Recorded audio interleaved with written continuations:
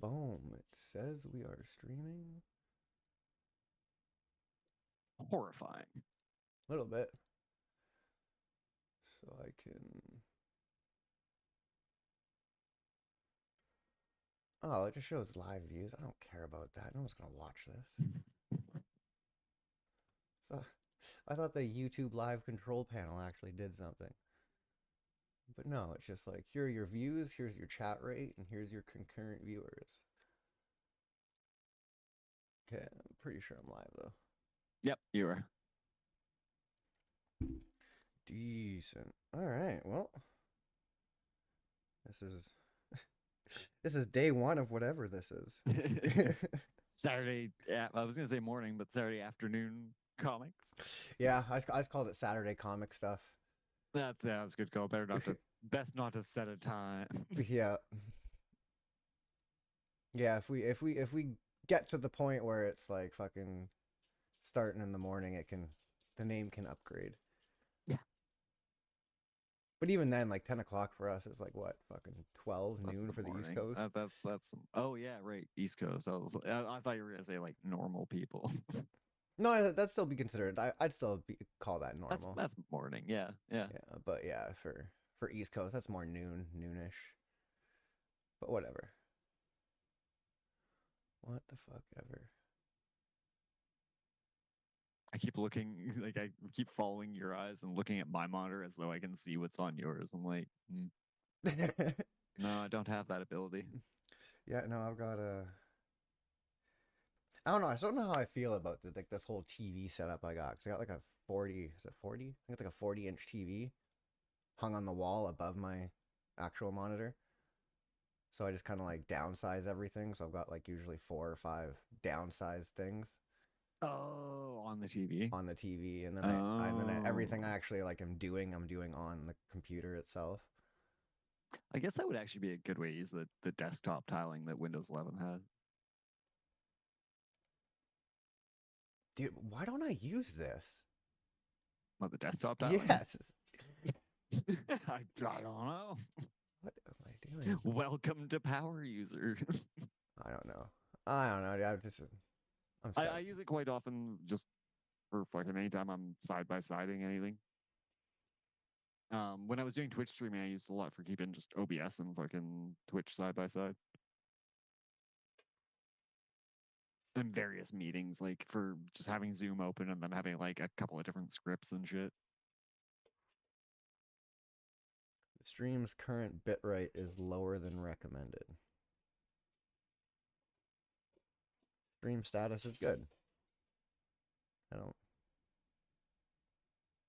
Uh, I don't know. I think that's probably an OBS setting, but I don't. It's YouTube Studio. It's like in my YouTube Studio control panel. It's giving me like a warning, but I can click off the warning and it says good. Hmm. So I I know don't you know. can if you go to your in the bottom right under settings, under like start streaming and stuff, Yeah. and then go stream, you can ignore service setting recommendations and then uh set a higher bit rate, but I don't know if that'll Yeah. Okay. if you need to. It seems it I mean it looks fine. Yeah. I'll go back and watch it after. Yeah. As much as I don't want to go back and watch a live stream myself, I probably should. Oh, you lie. Lie like a sidewalk, you fucking narcissist. Just fucking. I got I don't hang pictures in my house. I only hang I hang mirrors. mirrors. All right. Weirdly, they keep breaking every time I walk into the room, so it's getting real expensive. Okay, thanks. Well, now it's giving me the warning again. I don't know. Technology. What sucks too, because like if my internet, because like I got the pure fiber stuff, so it shouldn't be my internet being the issue. No, no, it's definitely it's gotta. I'm. My guess is that it's a setting in between OBS and YouTube Okay. Well, that'll. or Zoom. Could be Zoom. But everything looks pretty good on the stream, so Yeah, I just. uh Can you hear it? Does it sound? if I unmute it, I'm sure. Yep. I mean, I guess yeah, I could probably do the same. Well, that'll. Or Zoom. Yeah, all right. Top fans. I don't know. You have fans? No, at the top. I don't know. At the top of the studio thing, it's like I got a crown that says "Top Fans" on it, Mm, and apparently you're the number one fan. that's unsurprising. I'm the only one who's commented. As the only person in chat, I regretfully take that title. You've earned it. You definitely earned it. First thing I've earned in my life.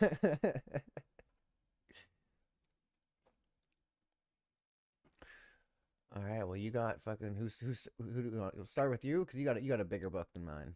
I was gonna say, yeah, sure, all right. Well, technically, I've got multiple books. So I've got the Helsing Deluxe Edition, Oh, nice. which so I do actually have the original fucking manga. So the manga are like novel size. This is great because it's fucking everything blown up to, you know, comic book page Hmm. size. Um, and it's just, nice hardcover. I'm a sucker for a hardcover omnibus collection. So I think it was like I think there's yeah, there's three hardcovers covering all. Ooh, how many fucking issues of this are there? I want to say there were 14 volumes, but that seems small. Uh, does it?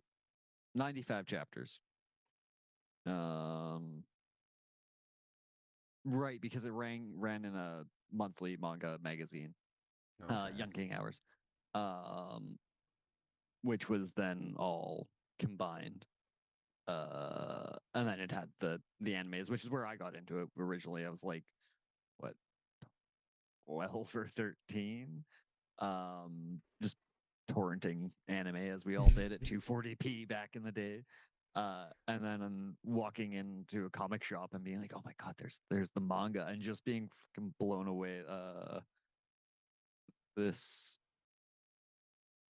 it's within the first like 20 pages, but like head vampire, it's like, yeah, kill him, and they just blow him away. I don't know if it'll show up too. I gotta set up a camera properly, Oh yeah. but yeah, just gets massacred. And that'll actually be good for content, for copyright and content protection, because it's like, yeah, no, it's transformative. And then he just immediately comes back and is just like, I'm going That's fucking eliminate everything. actually And sick. that's kind of, oh yeah, then that's the tone. And again, me as a 13-year-old, right, just like, oh my god, this is so cool. Um, and then it just goes on and on. I'll definitely next time, because like I say, I've got multiple volumes, but I'll have to set up the camera. Oh, I guess I don't actually have it plugged in. I can just meow. Yeah, fish tank Will that just work? decided to do something weird there. No, that didn't work. Oh, I've got to turn off the thing. That's why. Stupid. I don't know. We'll just set this shit to There we fish go. tank. But yeah, like that panel of him just obliterating everybody, Oh, that's sick. right? And it's the artwork is just so fucking good. I gotta figure out how to rotate this stupid thing. That's a downside of using an Android fucking That's just the webcam app. this is the manga Van Helsing basically. Uh, Basically, so it's actually the main character is a vampire named Alucard. Uh, Alucard. so if you can spell backwards, Oh yeah. it kind of gives away the whole thing. But so yeah, it's this British paramilitary organization called Helsing, who why it's not fucking focusing anymore. Whatever, it doesn't matter. Who go and hunt vampires and various demons, and Yeah, it's fucking sick. And then there's, internal conflict and whatnot. But the first, I guess, the first like 4 volumes or whatever, uh, are all just kind of setting up um his little protege because in that first instance fucking there's the vicar fucking has this police girl as a hostage, and he's like, I'm gonna rape you and then I'm gonna suck your blood because there's probably no virgins your age left anyways. um so he's got her hostage and Alucard's just like, hey, are you a virgin? And she's like, what? It's like, yeah, good enough, and just shoots her through the heart to get to Damn. the fucking vampire behind her, and That's then sick. turns her. And so it's like him teaching her fucking how to be a vampire, and her being like, "What the fuck is everything?" um, and then like as the story progresses, there's obviously like a um secretive group in the working the shadows to create these vampires and just unleash them on the populace. Uh, and it turns out that it's Nazis. It's vampire Nazis. Vampire But Hitler. it's so cool. No, Hitler's dead. But they did flee to Argentina. There's like a whole like they go to South America, and like that's where it all kind of gets revealed because and yeah, no, it's this fat little dude who calls himself the major. And he's just like, yeah, we don't give a shit about, you know, genocide or anything. We just want World War III. We just want the war to end our war. Like, to finally put an end to this fucking 80 years of being vampires and like just give us the fucking glorious deaths we deserve, basically, and make our mark on history as we do it. That's pretty sick. Oh yeah, it's fucking awesome. And so they've got this whole invasion of London where vampire Nazis invade London. This is way towards the end of the series. Uh, but yeah, they come in with fucking zeppelins and just obliterate London. Like they blow up the Tower of London and Big Ben, and London Bridge comes falling down, just like in the song. Um, and then yeah, so they just like massacre London.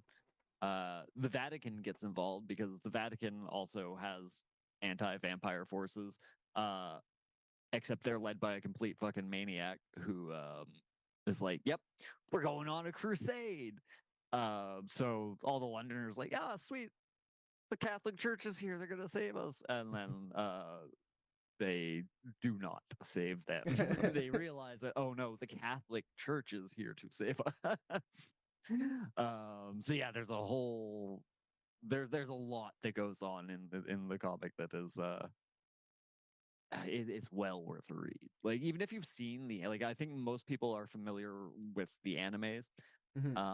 So there was the original 13 episode run, which was done before the manga was finished.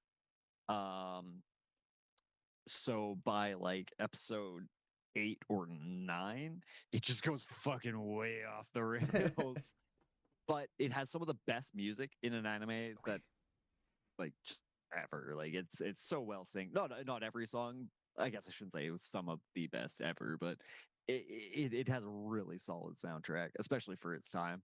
Um, it's just that the plot goes completely off the rails. And then in the, I guess, late 2000s, early 2010s, they did I want to say no less than 4. I want to say it was a 6-part OVA, and that was like comic accurate, panel to panel almost. Yeah. The only downside was the music wasn't as good, but that's a very minor complaint. But yeah, so most people I think are familiar with the anime or the abridged. Hellsing Abridged is up there with Dragon Ball Z Abridged. I actually, honestly, I recommend it as, especially if you're not really into anime and you don't want to commit to a full like 6-hour watch. Yeah, yeah, yeah. It's just a lot more digestible, and I find it really impressive as an abridged series just unto itself because it manages to hit the same plot beats and story beats and all the same like emotional heartbeats that the manga and the anime hit, but is still funny as fuck and still off the wall like you would expect an abridged series to be. Okay. And so like I often like I recommend people watch both, but I'll often tell people like if you don't have the stomach for a full on serious anime, you can watch the abridged version and still get the story and still get the emotional beats and through lines and whatnot. And like, yeah, you'll miss out on some things, but generally speaking, you'll have a relatable experience to someone who's actually watched the more serious version. Um, Yeah, yeah, after listening to you guys talk about anime more, I don't know. It's getting more intriguing to me, I suppose. I think there's it's definitely it's one of those things, and it's such a wide genre, right? Like there is every kind of manga out there, so it's Yeah, because when I think anime, I think like My Neighbor Totoro or like Pokemon yeah, or like I don't know. I think real and childish. Even though I've seen Akira, like I've seen all the other like I don't know. I guess a more adult mhm. manga or anime, but I don't know. It's still. I think it's I just the do, yeah. ladyboy There's still that faces, man. It's the stigma. ladyboy faces. Yeah, fair enough, fair I enough. can't. It's hard. It's hard to get. Yeah, and I mean, like even something like Helsing, I think I'm as I'm flipping through it, it definitely had. Although for Helsing, it kind of makes sense because the author actually got his start doing hentai manga, dojinshi. So Oh yeah. there's actually there's a bit of fan service, and you can definitely see that through line in his artwork. But there are actually technically characters in Helsing that appear in his hentai manga. Um, so like you could argue that there's like non-canon backstory that's only in the porn. If you want to get all the lore, you gotta delve deep. Yeah, exactly. Fair. Hey, people. The people don't want to watch it. They at least get rewarded with the lore. Right. But yeah, and there's a lot of manga and anime artists who just get their start because it's a market. This fucking God damn. autofocus. That's better. Bam! Look at you. I knew I just fucking fat fingered a button when I was picking up the phone earlier. I was like, I'm sure this is just an easy setting. I just don't want to interrupt my train of thought. No, fair. That is fair. Yeah, I don't know. I'm definitely gonna pick up the Berserk fucking series. I just gotta figure out a way to like, cause like I want to read it and review it on stream, but I obviously can't just throw the comic book down and flip through every single page and Yeah, for sure. probably get Yeah, I caught. think get yourself some sticky notes and just mark pages, and then you can just kind of hit those Oh, fair, main fair. I plot can, points. yeah, I can hit the plot points and then just bring up the pages that I really want to show. Yeah. If I were smart, that's what I would have done with this. Yeah, no, that is fair. Considering, yeah, I got two comics sitting in front of me that I probably could have done the same thing with, as Yeah. well. But yeah, I don't know. You want to get that experience like reading it on stream for the first time, but I Oh, guess you can't. people love the first time reacts. Well, especially yeah, and I mean, hell, I'd be fascinated to watch because like I'm just always interested in people's reaction to exposure to new forms of media and just new things in general, I guess. But Yeah, new media is just something that is easy to come across because we're so content saturated. I mean, I get stuck down those fucking rabbit holes. Like, oh, the person, like, I don't know, like, there's like one person where she's like an opera singer, and before she started like doing her YouTube channel, she didn't know anything about metal or like Mm-mm. hardcore stuff. So her YouTube channel chat like recommended like Avenged Sevenfold and like System of a Down, and like slowly started getting her down into like Megadeth and Sugar. yeah. So she's like a huge fan of System and all that shit. It's an interesting watch. Yeah, I no, will give it's always fun to watch people like discover something and be like, oh, I really like this. it. More, please. Yeah. But yeah, no, yeah, I think that's a good idea. Just introducing yourself to different forms of media and different forms of expression is always a healthy thing, Yeah, it just gives you depending on the expression. it gives you different outlooks on things too that you Mm. never really thought of. Well, it's like how it's like that whole concept of how language informs thought, right? Like if you have more, take colors for example. If you have more names to put to colors, then your brain is more easily able to differentiate between different shades of color.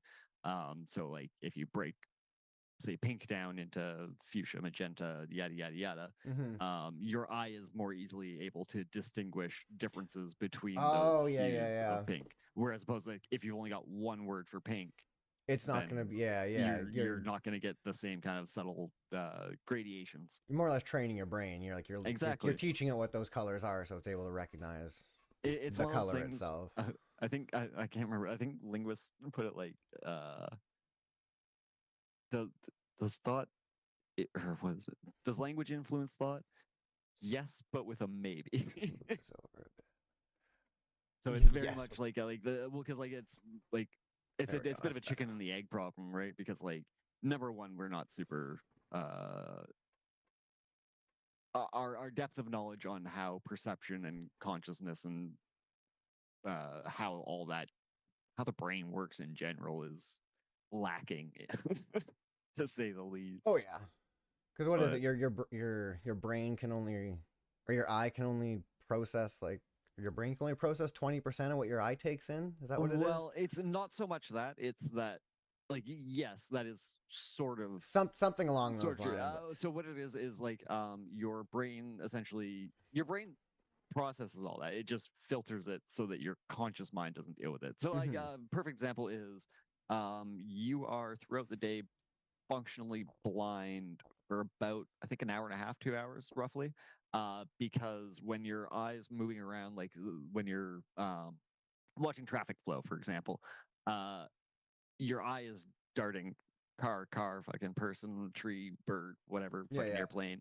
Um, and so if your conscious mind actually perceived all that fucking jittery motion, you'd be fucking sick all the goddamn time. It'd be like having lag on your brain. Yeah. Um, so your brain actually uh, cuts off the signal from your optic nerve for split nanoseconds constantly throughout the day, uh, and just gives you a black frame essentially. Um, to allow it to like process and Process. Yeah. filter. Yeah. So like you're still getting that information. It's just getting cut out Cut out. before it Yeah, yeah.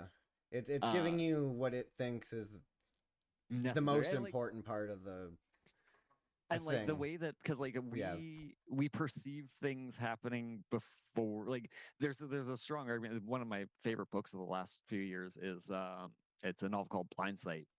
And one of the concepts it explores is number one, whether um, sapience and sentience is a requirement for intelligence, and number two, whether or not consciousness and sentience is actually a detriment in the long run as an evolution, like if it's just like a weird evolutionary fluke, because it really makes no sense, because it's just you're just putting a middleman in between your instinctive reactions and doing those actions by Yeah. putting a fucking sentient layer like that's actually supposedly thinking things through. But 90% of the time, by the time we think we've reacted to something, the brain has acted on its own accord. Um, which is where the name of the book comes from is the concept of blind sight, where you have what's called proprioception, which is your sense of like where your hand is and like where things are in relation to your body. Mm-hmm. And the concept of blindsight is that like if you throw a ball at a person who's blind, like they might be able to catch it because like you are incorporating all your other senses to kind of build up a picture of the world. Yeah, yeah. Um, hence blindsight. But yeah, it's a whole fascinating thing of just like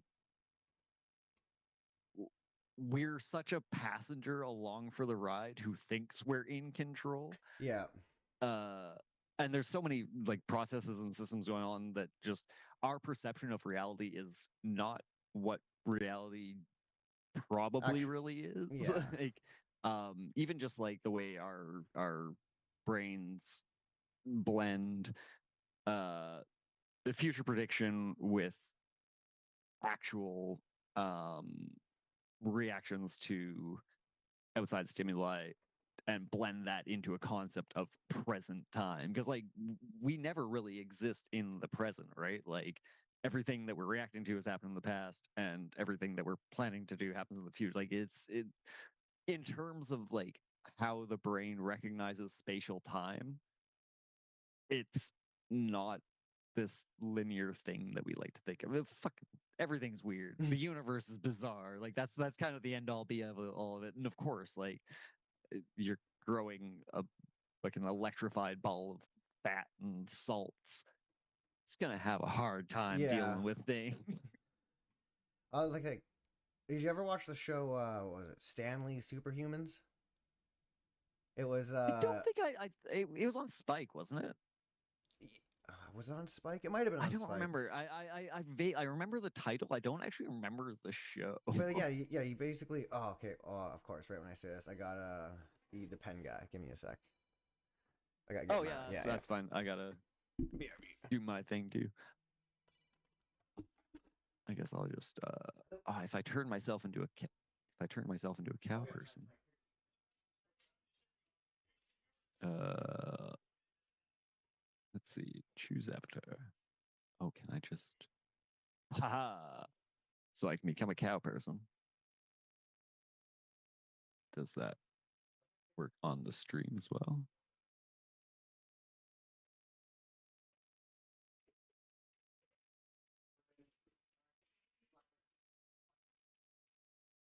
All right, cool. Now I can be nefarious, and nobody will know because nobody suspects the cow. Oh, dude, psyched me out. Was it not your pen guy? It was the pen guy, but he was just telling me that he didn't have what I wanted. Oh, Like that's what now you is supposed get. to be the time he's supposed to be showing up. Oh, I'd get the black cherry sodas instead. That sounds delicious. So I've discovered a way to be nefarious. I just have to turn into a cow for a minute. Oh, I understand. I understand. So yeah, okay. So when you're illegal things are happening when there's a cow on screen is what I hear. Yeah, Well, legal things here, yeah, but just illegal where. YouTube terms of service. Oh yeah. But yeah, anyways, that fucking that Stanley's Superhuman show. There was a guy on there who was blind. He was blind since birth, but he was an amazing artist. And all he had to do was like basically he would go around just like feel a boat, and he could draw a boat. And there was fuck, what building was it? And it was a like crazy building in Rome somewhere.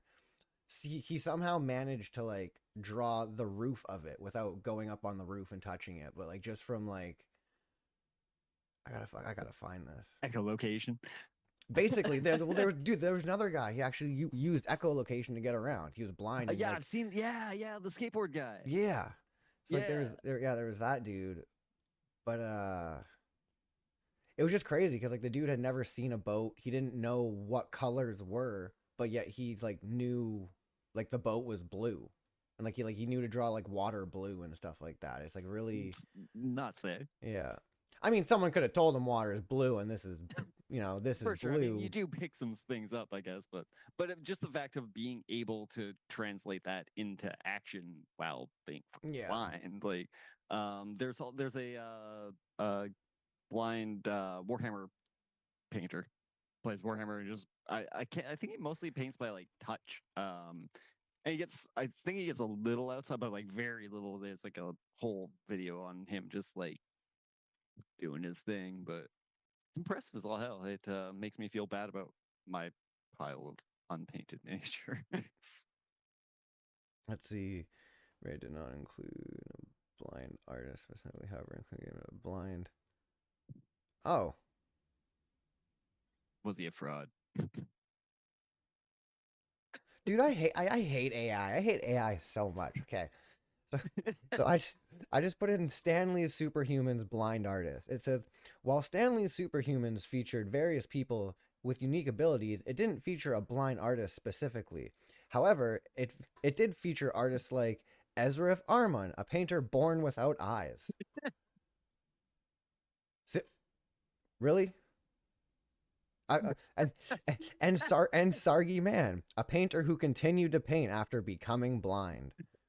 Like I hate Yeah, AI so the much. AI reviews are the That absolute is worst. They're so bad. Like, uh, the thing you oh, asked for doesn't exist. But here's some examples of exactly it what you asked existing. for. Like, oh my god. Uh, I love how it mentions yeah. though. This is my favorite episode. The autistic savant dude, the guy would just sit on a piano, and you could play him any song. All he had to do was hear the song once, and he could just replay it identically.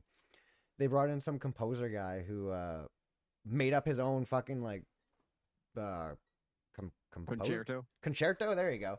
Came up with his own concerto just for this dude, just to see like try to come up with something that this guy couldn't replicate. Guy sits down, plays it for him. The autistic guy sits down. They're like, "So do you think you can do it?" And the guy's just like, "Yeah." Oh shit! Didn't nail my mic. And just like nails it to a T. And you can see the look of the face Mm. of the guy who came up with that was so mad. He was just like, dude, I spent like months on this. Probably spent a year on that, and fucking this one savant comes in and just ruins his day. But it's Yeah. interesting because like it's there's an argument to be made that I don't know. I had a thought. It's gone. No use chasing that one. No, just the But yeah, human brain though. it's fascinating. Like yeah, how the brain can be wired to just like have that innate ability of mimicry and copying. And it's one of those questions that like, is that an inherent thing in like, is that a structure that exists in people's brains Oh, that 100% is just does. like, well, I mean, like, but like, yeah, Because like the way I look at it, like with that guy in specific, like for me, I view like a lot of autistic people is they're lacking in one area, but they're super enhanced in another area. If that makes sense. sometimes, Sometimes, right? Like yes, that. yeah. That's When just I kind mean, of I guess that's where the spectrum comes yeah, in, right? yeah. But It's like it's kind of like they falter maybe in the social cues, but like like super. I don't know, super focus or whatever. Like they can well, focus on things better than other people, or they can. it's actually it's hyperfixation is There you the go. name That's the for it. word. Yeah, Uh, hyperfixation. There you go. Very much a double-edged sword, because it's one of those things like you get hyperfixated Yeah, on on on a one certain thing, thing. and Yeah. you're fucking like focus on that to the detriment of like hygiene and eating and social things and yeah. But there is that's actually again going back to blindsight. Um, in that book, vampires exist. They were originally an evolutionary offshoot of humanity that was um, went extinct because they had a uh, genetic defect where if they saw right angles in nature, they would have epileptic seizures just because of like how they perceived the world because they basically perceive the world in like a quantum superposition kind of Hmm. thing. So they're able to hold like two irreconcilable thoughts in their head kind of thing, right? Yeah, Like yeah. they're basically a superposition creature, which makes them super smart, but they essentially present as autistic. Um, so that's where the whole cross mythos comes from, is because they fucking had seizures when they saw crosses and basically once humans went from hunter gatherer lifestyle to an agricultural one and building cities and windows and things like crosses, vampires essentially died out. But in the future, some scientists were, because like it's like a dystopian kind of future where the corporations do whatever the fuck they want. They actually did a whole like 45-minute ish fictional lecture from like one of these researchers who was on like the original vampire restoration project. So they originally trying to find a cure for autism. So they had this, and they were doing like genetic experiments to like try to figure out what caused the autism Yeah, genes yeah, to yeah. express and this, that, other thing. And they wound up realizing that it was connected to ancient genes from interbreeding with these vampires, and basically turned this poor kid into a modern day vampire, and from there kind of clones them. And then, well, the lecture actually goes on to say like we started recruiting likely subjects from prisons and orphanages and blah blah blah. But because vampires are so smart, they basically use them as like living supercomputers in a lot of capacities. Okay. Um, but yeah, it's that whole savant nature is how the author tried to, well, didn't try to, succeeded in putting vampires into his narrative. It's a really, I know That's you're that. not a big reader, but I highly recommend that book. Like yeah. That's something I'd audiobook for sure. I'd I audiobook think that one. I'm pretty sure. Yeah, I know there's an audiobook for it. I haven't listened to it. I think I own it. Well, actually, I'll fucking just so I don't forget that. What was that again? Blind Sight, all Blind one word. Sight. Blind Sight. Bam. Watts novel. Yeah, Canadian Peter Watts. yeah. He what else did he write? He's got a series about it's unrelated. I haven't read. I think I own the first novel in it. I picked it up at a secondhand store. There's a lot of science writing too. Eh? Yeah, that's one of the things I really like about, like, the appendix on it is thick. Like he goes into like all the actual, because like it's pretty well based in hard science for the most part. So he cites like all the papers and stuff that inspired him to include all this stuff and blah blah blah blah blah. Yeah, he's I quite enjoyed Blindside, at least. I haven't really read a lot. Oh, he also wrote a which I didn't realize it was his until I started looking into the other things he wrote, but it was a short story from the perspective of the thing from the thing. That'd be cool. Yeah, it's really good, and I read that years and years and years ago when I was still an impressionable youngster. And So I remember yeah, the thing's in it like an alien, right? It's not. yeah, I'll find it and link it in, I guess, I'll link it in general chat as well, but I'll put it in Discord. I can't remember. Uh, That was the one where they heat up the pen and they fucking stab it into the. yeah. Yeah, yeah. Uh, I haven't seen that in so long. That'd be a good watch. YouTube is on this tab. Oh no, it's muted, so I can't tell which tab it is. I have too many tabs. Oops. This tab. So for benefit of chat and for benefit of us.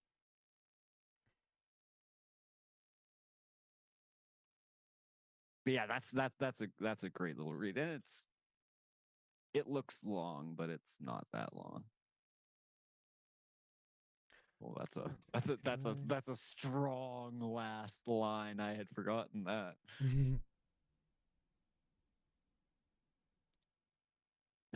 Viewer discretion advised, I guess.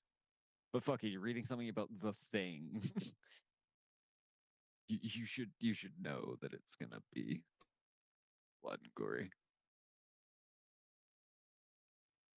But yeah, he's an excellent author. I highly recommend Blindside. It's one of those books that just like, it explores big ideas. If the So there's two books in that series. There's Blindsight and then Echopraxia. Blindsight, I felt really goddamn smart when I finished reading that. Like, What um, happened? Did I do something? you started screen sharing. Oh, that sucks. I thought it was just Oh, gonna there it pop is. up. Oh, do you have to accept it? How does that work? No, it's there. Oh, am I retarded? My You don't screen. say that. Oh yeah, I guess you Um, don't say that. Oh, okay, sweet. There it is. Look at that. All right, I'm learning. yeah. So yeah, Blindsight made me feel really goddamn smart when I finished it. The sequel, Echopraxia, it made me feel like a moron. um, Echopraxia. yeah, It's yeah. an interesting name. Yeah, I can't remember. It's an actual. It's in the same way. It's an actual right term. Oh, right. It's the involuntary repetition or imitation of another person's actions. Um, which ties into the themes. But yeah, I think I'd lent my copy to my dad. Otherwise, I would offer it to you. But he has not returned it. Oh, that'd be more audiobook and That's also very fair. Oh yeah, you should watch the short film. Yeah, it's like number 20 in the citations. right Yeah, there. yeah, Blindside a short that's film. just so good, so good. Oh, it just takes me right to it. Look at that. What's that one? What do you feel with? Oh, it actually just straight up. Oh, is this just a trailer? Well, it's actually no, it's a fan. I guess it's a fan trailer. Yes. Fuck it, might as well play it. Yeah, yeah. Give it a little exposure. It didn't start out here. Because this alone just Not with the Scramblers the fact that like one Rorschach. person was like, I liked this book. Not with Big Ben I'm going or to make a Theseus whole or the vampires. animation. I don't know if audio. Most people would say it started with the Fireflies, Just the audio down. but they'd be wrong. It ended with all those things.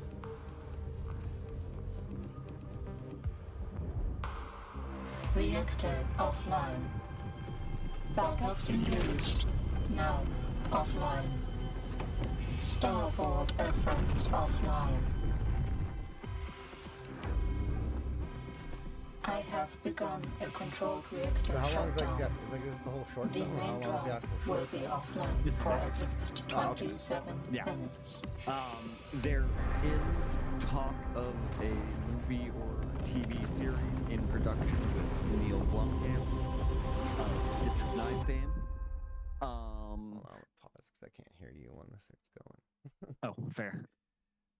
Yeah, so there is talk of a series or movie of some sort that is supposedly in production with Neil Blomkamp or however the fuck you pronounce his name. Mr. Blumkin. Um, but given how many of his projects don't seem to pan out, I'm not holding my breath on it. I really hope that they do an adaptation because like it's just such a cool fucking story. Like there's so much that I've barely hit on it. Like I haven't even talked about the actual like plot of it. Yeah, man, fucking world building. That's all. That's what I'm all about. And I found it's a great story these days as well. Uh, it was written pre-AI, but he's got a lot of like his first series has a lot of stuff about digital life forms, basically. So like the internet's kind of become this fractured place where there's like chunks of it that are basically just bots of different types and like different levels of AI all interacting with each other, and then like you've got like areas that are actually networks of people. Okay, I think I've done that better. And yeah, the whole question of like the dead internet theory essentially. Um, but Blindsight in I found has some fascinating corollaries because like they the main question is like they find these aliens and it's are they sentient like or are they just like really good at pretending to be sentient and intelligent and communicating exactly the same way an AI does, where it's basically just kind of like brute forcing answers really fast. But yeah, it's again it raises a lot of questions and makes you feel real smart at the end of it. Um, because like it's all like the question is Gets your like is brain going. humanity fucking obsolete essentially like in an era where people can either cybernetically or genetically enhance their minds and exist along AI that literally, like, there's people who have, like, in this book, have, like, basically half their brain augmented so that they can communicate with AI, and like translate those concepts that are so far beyond human understanding into a level that humans can actually Yeah. understand and like put Correct, into yeah. practice. Yeah. So like there's this kind of subtext throughout the whole thing that like, yeah, humans have been actually written out of the equation years ago. They're just along for the ride now, and it's all about super intelligent AIs and like hive minds and yada yada yada, and these super intelligent aliens that clearly have no actual consciousness, or maybe like probably not, but like yeah. And then the vampires are kind of again like not necessarily sentient per se, more just like very like living calculating machines, almost like mentats from Dune sort of. But Yeah. it's I need to reread it because it's been a couple of years already and I'm already getting fuzzy on details. But and then like Echopraxia made me feel really dumb. It made me feel like so in the novel there's basically baseline humans, like regular people, or like with some modifications, augmentations, but not like they're not the crazy super intelligences. Um, by the end of that book, I felt like one of those baseline humans trying to understand one of these AIs playing. I'm very excited for the eventual conclusion to that whole trilogy. Uh, but yeah, it's Yeah, I'll give that a fucking. I'll definitely give that. That sounds something like I'd be. yeah, it's super worth a into. listen for sure. I'm actually kind of curious how the audiobook sounds now. 'Cause I'm bad at them, but I think Spencer mentioned the way to set bookmarks automatic. Oh right, yeah, that's right. He set it on a timer. That was the smart thing he did. Yeah, the YouTube Um, timer. Yeah, or the audiobook timer. yeah, Yeah, because that's always my problem. I'll like because like I'll pass out listening to an audiobook. and then go Um, 5 books and fucking later. and yeah, and I'm like I don't know where the fuck I was. At least with if I when I pass out with a book open on me, I'm like, oh, I was Yeah, you. here. Yeah, okay, cool. Yeah, and then you start reading it, and you're like, oh, I already read a bit of this part, and you kind of skip ahead a little bit, and Yeah. kind of eventually find the spot Yeah. you were back at. What else was I have my? Oh, I've been reading the. That's fine. Came here to talk about comics. I'm just talking about real books. Yeah, dude, it's fucking like in the description. I literally put for this fucking thing. I was like, two Jabronies try and stay on topic while they talk about comics. I was like, yeah, Nice. I had a feeling it was just gonna be, yeah, just Me, that's just a conversation dude. with That's me just. in general. I meander all over the fucking place. I mean, that's just our group's conversation in That's all general. true. That's Just what. fucking just derail after derail. Yeah. One of my favorite things is so to bring it full circle, like 25 Yeah, minutes. yeah, after 25 the fucking- minutes. then even under the 4 hours. cover, Yeah. yeah, or more. Oh, you Yeah. can keep chatting. I'm keep my headset on. Oh hell yeah! There you go. Fuck yeah. I just turn into a robot when I get too far, Yeah, fucking a robot. which is weird because like audio, like I can hear y'all fine. Yeah, the alien comic, dude. So I had no idea. Fucking upstairs at Toy Traders, they have like old like vintage comics up there. Yeah. Yeah, so I'm gonna go clean them out probably. So I saw some fucking Deadpool ones in there, and you got to make a trip out here at some point, and I will offload a bunch of comics onto you. that'd be sweet. Cause yeah, there's really nowhere around here to actually fucking. And Buy I've got comics some that anymore. are probably worth a couple of bucks. Like I've got an issue of Fantastic Four where Ben Grimm fights the Hulk, and because of the Hulk's gamma radiation, he transforms back into a human. Oh, that's cool. I've got somewhere, I don't know if I still have it. I had at one point. I have a picture of it even. The first appearance of Taskmaster. Oh yeah. Yeah. there's cool things to flip through, and then I got a bunch of the Deadpool collections because when I was working at Baselines, there was a comic shop. I don't think it's still there. I don't remember what the fuck it was called now. Where the Money Mart there? I used to get payday loans, be like, I'm gonna buy a comic.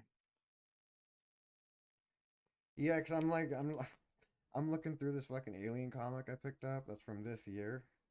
Oh, Eh, interesting. it's Alien Parados. I haven't heard of it. I haven't really Parados? been Oh, keeping up fucking with the modern Alien continuity. I Ever just wanted to go since, pick up some new comics because fucking just to see what shit's like nowadays. But Yeah, I don't know. Looking through this is kind of underwhelmed. it's not necessarily I'm underwhelmed. It's like this just doesn't give me the vibe of Alien at all. Ah, Like they're at like a hotel, and this so far the last. What is this? The last one, two. The last 4 pages, an alien bursts out of a guy's chest and crawls into a vent. I mean, is it like issue one of a Yeah, series? it is an issue 1, but like, Yeah, you still expect a little. I mean, yeah, I don't know. Issue one, I tend to give a little more leeway in that. Just because like there is so much setup, but like I don't know how much fucking setup do you really need to do with an alien story these days? Like people know Mr. the gist. Like you Valentine. just have to show Wayland Utani and then like show what the fuck they're up to and like hint at I Yeah, don't know. all this is it's they just set up that these people are on vacation. Um, there's some police officers and secret agents involved in their own mission. There's a famous guy who's also at this hotel. Then they're at a bar,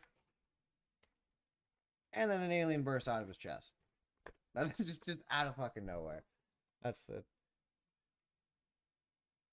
But like that's like these are like the No, last. needed. I like the art. Yeah, the art's pretty decent. It was like last 2 pages. Just like that. What's it? Show me the cover. Cover is.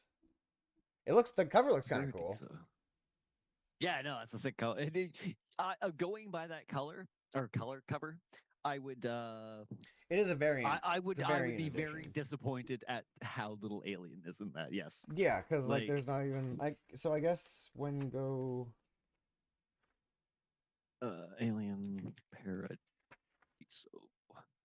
so yeah, so it looks like it started out with like a flash forward shit where it's like they're at the hotel and like people are fucking already dead, and then the next stage like guy gets killed by an alien, and then they give you the fucking cover thing, and now they're just now we're at an island tropical paradise, and it's basically just this for the whole fucking comic book, like just people fucking Just talking. Look at the size of those speech bubbles. dude, like they're just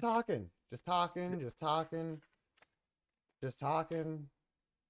Like the dude's talking about being disrespected. There is nothing on here that gives you any type of information about like that's terrible. I'm like looking at some guy's review of it now because he gave it an 8.5. But fair enough in his con panel. So it sounds like you've got a pacing issue.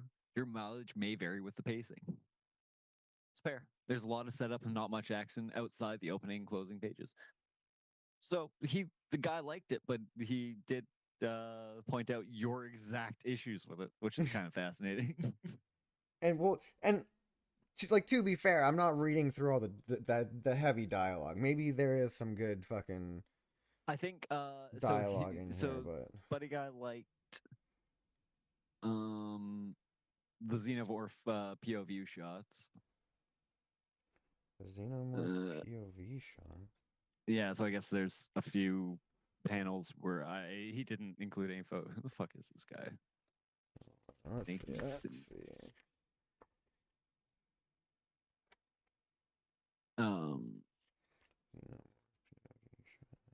I just kind of clicked on the first review to see No, I handles just and wanted to, whatnot. because Yeah, I didn't. curious, but I'm just curious if I missed something no, there, because I didn't I see think that any it's of just that. that the things that he liked are the things you don't like.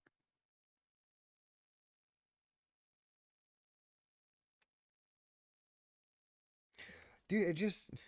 Because I feel like he thinks that some of these shots are supposed to be from the alien's perspective, and like this one, for example, like this is the only thing I can closely see that he might be confused with. Because is like there anything that like gives you like predator vision almost? no, kind of that's thing? that's what I'm looking for, right? I'm looking for something that like gives you Maybe he read like issues 1 and 2. And like just this is the only type of scene where it gives you distortion. But that's because you're looking through a window, weird. and like okay, so dude, I'm so confused. It's just Oh, my bad. Okay, my bad. Sorry, Oh, I you was found it? looking. I found it. Yeah. So I thought he was talking about the xenomorph. Yeah, that's okay. This is interesting. So like, Oh yeah, okay. and then it's like kind of I guess what it. Yeah. So like playing the fucking xenomorph in the old AVP Yeah. games. Yeah, like that's kind of cool. So yeah, I totally glanced past that because it's my first go through. But that is cool. Yeah. Like the last few pages are sweet. I'll give him that. Like these fucking. And I think that is also the difficulty of just like flipping through something, not just like sitting and reading it too, right? I want to fucking.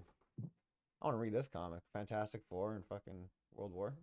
So so is this so this is the new Doom fucking so is that the one that ties into the whole Ultimate Doom thing that's going on? I have no idea.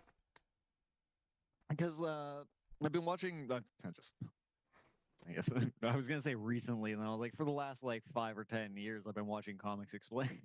But I've been following the whole Doom saga just kind of here Wait, and do I there. follow that? I feel like I follow that guy. Oh, you should. If you don't, I'm Comics disappointed and Explained. surprised. No, never even heard of him. Really? Yeah, him and Comic Story were like I heard of Comic Story and not Comics yeah. Explained though. Huh. Unfortunately, only one of them is making videos. Well, I guess technically, Comic Story and they're still posting videos because he had a huge backlog of unpublished videos, and they are doing new ones, carrying on the channel, which good. Like that's the bad. Like that was so sad. Dude, I always find it crazy how big YouTube is. Like, dude's got 2.6 million subscribers, and this is the first time I've ever heard of him. That actually does surprise the hell out of me that that's the first time you have ever heard of him. I mean, like I don't know, when I'm getting like really into a topic, I'm watching like a specific person. So it's like when I was reading all like the Star Wars comics and shit, I was watching like Star Wars Theory or fair enough. Is it Star Wars Comics Explained? I think it's Star Wars Comics Explained. That's why. Yeah, because Star Wars Theory is full of morons. Yeah. From what I recall. Well, I mean, yeah, I started watching his channel when like he put on his first video, and then I went back to his YouTube channel like a month later, and he had like 1 million subscribers, and I was like, what the fuck? This guy blew up out of nowhere. If I'm thinking of the right one, then he there was some controversy. Oh yeah, 100%. Drama, Yeah, right? yeah. They all got some. But he put out some decent Star Wars Theory content, as he should have with the channel name. But yeah, and then when I found he lived in Vancouver, that was cool. Oh yeah. That reminds me of when Steve was fanboying over Linus from Linus Tech Tips. Yeah.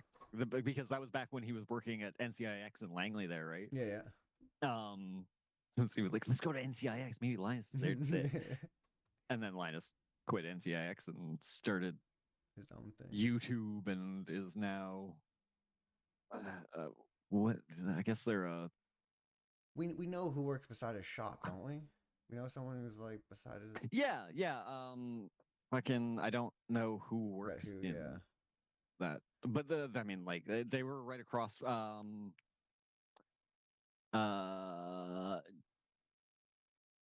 God. I think Justin and his mom used to work just across the way from there, well before LTT ever moved in Yeah, there. yeah.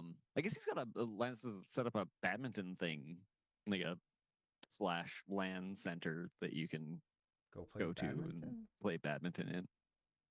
He's big All into right. badminton. And so he Hey. built it to be like so you can like it's badminton place first and foremost, but also I guess he's got it set up so you can do like LAN parties and host for because they do like a convention. And then they do Whale Land, which is like just a massive LAN party. I think I might actually go next year. Just drag my fucking computer over to the mainland and Bit of LAN party and shuttlecock slapping. yeah. But it just looks like I miss the days of LAN parties. Honestly, I It is miss true. hauling my computer over to somebody's house, struggling with TCP/IP fucking connections for an hour and a half just to get a goddamn round of Counter-Strike in. Yeah. Yeah, I'm bummed. And I then never, somebody's never video got to card experience fucking that. dies. For me, it was well, I mean, there was the Console couch you didn't- parties and LAN parties, as much as I would love to, they were in the same ballpark, but different ends of the but spectrum. they're playing different games. Yeah. Like one's over there playing t-ball, the other one's playing baseball. Yeah, that's a good way. That's a good way to put it. Yeah, t-ball and baseball. And not to say like I still like as much as I love LAN party, they are such a perfect microcosm of everything that's also wrong with PC gaming. Trying to get everyone's system set up, trying to get everything configured, especially back in those days, like trying to get all their networking configured properly and Yeah. making sure everyone's got the same game, scratched discs, dead Oh. hardware. Do you remember when Willow started resurfacing discs? And you could go take them there to get your disc resurfaced so it wasn't scratched anymore? No, but I do remember working at Blockbuster and taking full advantage of the I actually own a resurfacer. If you've got scratched up discs, I have. Bring them to the island. Yeah, come on over. I have comics. I have disc resurfacer. I've got VR headset you can play with. I have 3D printer. I'll print you something. Print you a nice little souvenir you can take home for the wife.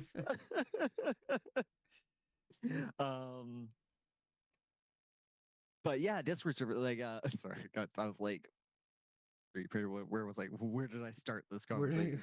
Where are we going with this? That was one thing that I actually petitioned to management like right before Blockbuster collapsed. I was like, look, like this business model is collapsed. Like we need to find alternate things to focus on. Yeah. Like this disc resurfacer is an awesome thing that we should be promoting because like I'm just doing it for people for free right now.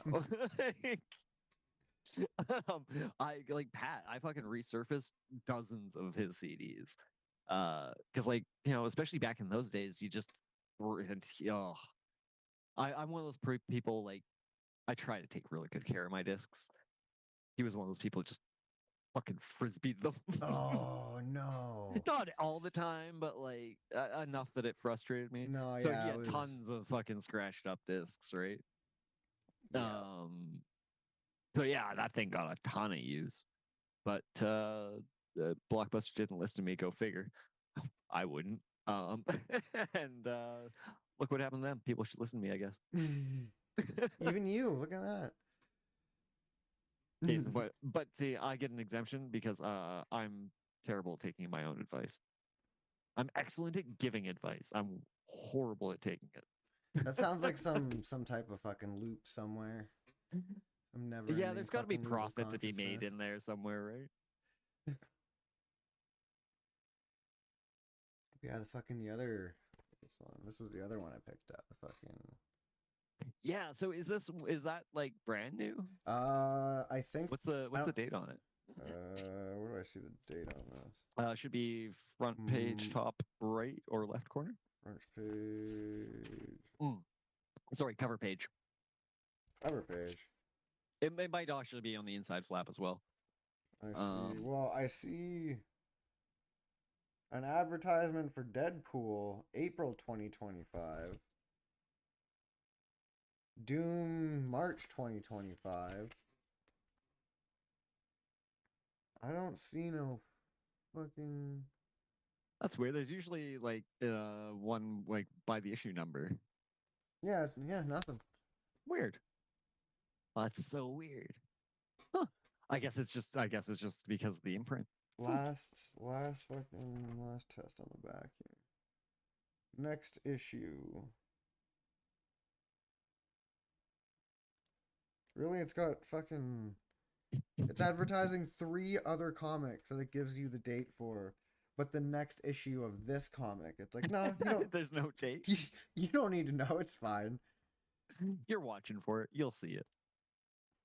That's hilarious. I'm gonna find it, and then it's gonna be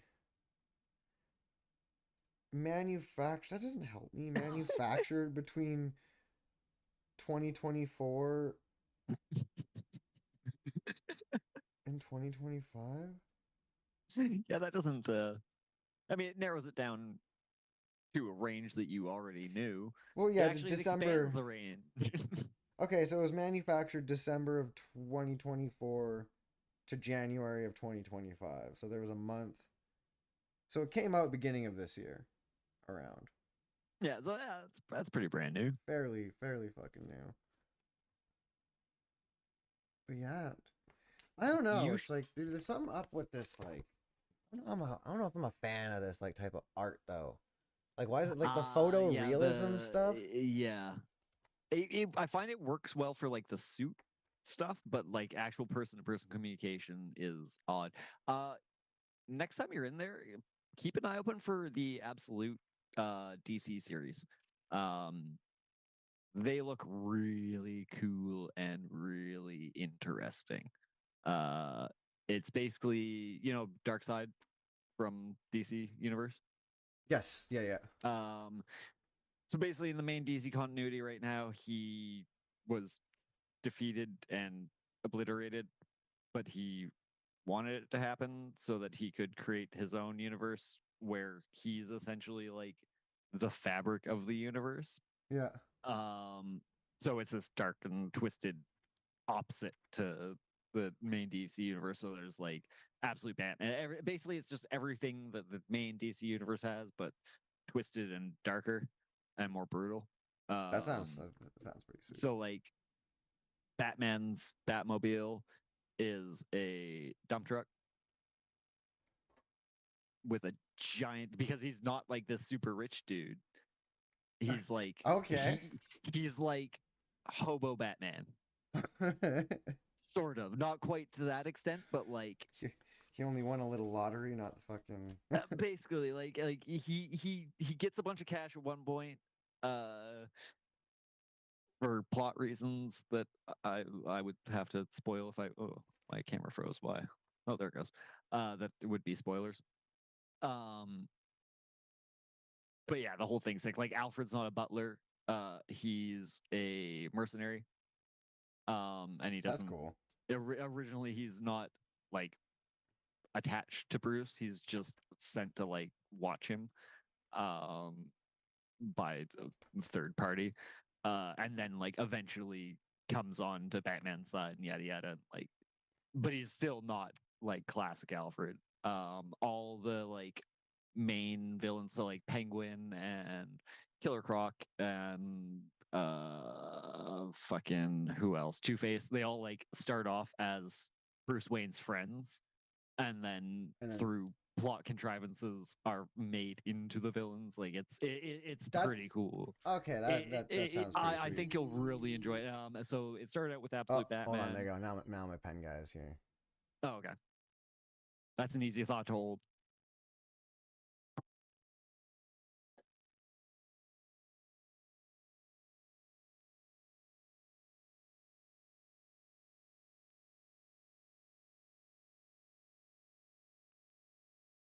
Oh, right. I can't pick up my phone. I need to click tab.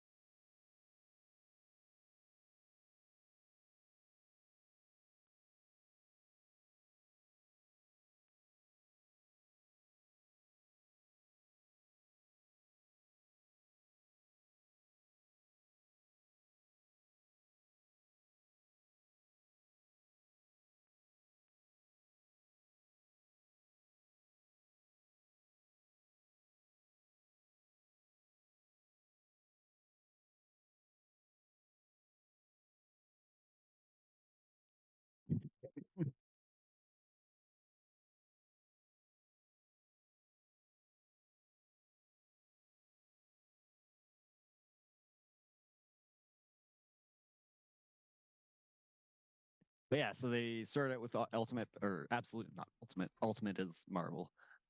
With Absolute Batman, and then they've got Absolute Wonder Woman, Absolute Green Lantern, Absolute Flash. I think those. I don't know if there's any more comic series that they have going attached. I think there is, but I can't remember. And then it's all coming to a head in this big face-off between the main DC universe and the Absolute Oh yeah. universe. And that's all building up like right now. They're just kind of like in the preliminaries to it. It's pretty fucking brutal from what I've just been watching comics explain because I guess because I'm lazy. No, it's fair, man. It's like I don't have a Also, whole lot of time. Like read a lot of this stuff. So well, and plus I've been rereading Judge Dredd, Mhm. so I hate jumping comics midstream. Like, Yeah, I you want to try to to finish like an something arc or a first. story or something, At right? least an Yeah. arc. Like, I want to get to the end of the Apocalypse arc for Judge Dredd because that's just one of my favorite arcs because it's the story about so in Judge Dredd the world has been nuked and people just live in a handful of megacities, Yeah. which are like giant cities of population between like 500 million and a billion people, essentially. Um, but because it was like written in the early 80s, late 70s, it's still all Cold War based, right? So in one of the arcs, there's another nuclear war between Sov-Sid 1 or Meg-Sov 1 or whatever the fuck the Soviet megacity was called and Megacity 1. And it's just like this great arc about a nuclear war between these two megacities, basically. Uh, um, and yeah, it feeds into so like every plot and storyline sense because like Judge Dredd is a continually like they don't do reboots, right? It's like it's just a continually evolving world, Yeah. Yeah. and it progresses in real time, um, to reality. So like 1 year in the Dredd universe is 1 year in our Our universe. universe, yeah. So it's fascinating because you see the fallout from all these different storylines as time goes on. I think last time I read it, I think I read up to like the early 2010s, and this collection I've downloaded goes up to like 2018 now. So I think I can probably just buy the last 10 years of comics or so, and then I won't feel bad. Because like like when you download it, at the end of every issue, there's a panel that's like, buy it, creep. Mhm. Or what's the other one? I gotta pull it up. I can probably share it on the Zoom. And I mean it's fair. I am very much a person who advocates for piracy, but I also advocate for you to buy it if you like it. Yeah, Uh, I'm fairly the same. Like to an extent, like if it's a big like I don't know, if it's like Disney or something like that, read Disney comics or like even though I bought a Marvel comic or whatever, it's still like a if you yeah, really want to read them, don't feel bad that you're reading a Marvel comic for free online yeah, because yeah. you care more than they do realistically. Like if you feel bad, then it's like I feel like you care more about the product than they do. That's fair. Um, Something like 2000 AD and like Judge Dredd though, like they are a small enough company that I do Yeah, fair want to enough. support. How do I? Can't I just? I just want to show. And remember when I was talking to you about what when I stopped reading the Venom comics, those new ones, is when Venom started flying. Oh yeah, is that in? Oh, that looks so dumb. Yeah, dude. Now they got Carnage. Like in the first comic, they got Carnage But flying. it looks so dumb. And like not only that, you know what they're doing? They're saving a bunch of people from a plane. That's not what Carnage does. Carnage doesn't save people. Well, that's Eddie Brock as Carnage. I know, it is. Okay, yeah. I'm like yeah, because he gets because yeah, I don't remember. There's because I think they've got the Venom War storyline going on, and there's like I think Eddie Brock's son has the Venom Yeah, symbiote right he now. does. Yeah. Yeah, okay. So So I basically, guess I can see it being an interesting concept in just like that flip of like what happens when Eddie Brock gets Carnage and like the fight between them of like no, we're saving these people. All right, I guess well, we're and saving these even people. too, his method's a little bit more brutal too, because like he's trying to find somebody on a plane. So what he does is fucking they just like infect every Oh single yeah, yeah. person on the fucking plane to like read Oh their yeah, that's mind. right. Because Carnage has like crazy. I think he like got powers from Null or something. He would have had for him to be able to fly like that. He would have had to because I think yeah. I think he's like I believe it was part of the Venom he's storyline where he like infected everyone and got a little piece of every superhero who he infected. mm, I think yeah. that was I it. don't remember if that's it. I don't I I don't can't I'm not remember. read up on it. But my understanding was it was something to do with how Null the symbiote god was defeated and killed and fallout from that because I think. Uh, Oh, they there's do. there's another character who's like running around with a sword that has basically like the essence of Null. I don't know if it's like the essence of Null or like the same. Null himself or something. Yeah, not Null himself, but I think it's like the same material and has the same kind of cosmic significance. I'm not very well caught up on Marvel these days. Yeah.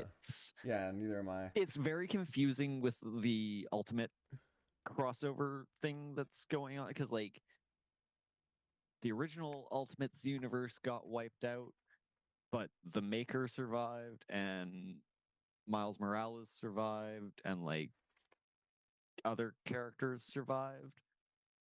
And then the Ultimate universe was remade, Hmm. but it's not the same as the original Ultimate universe.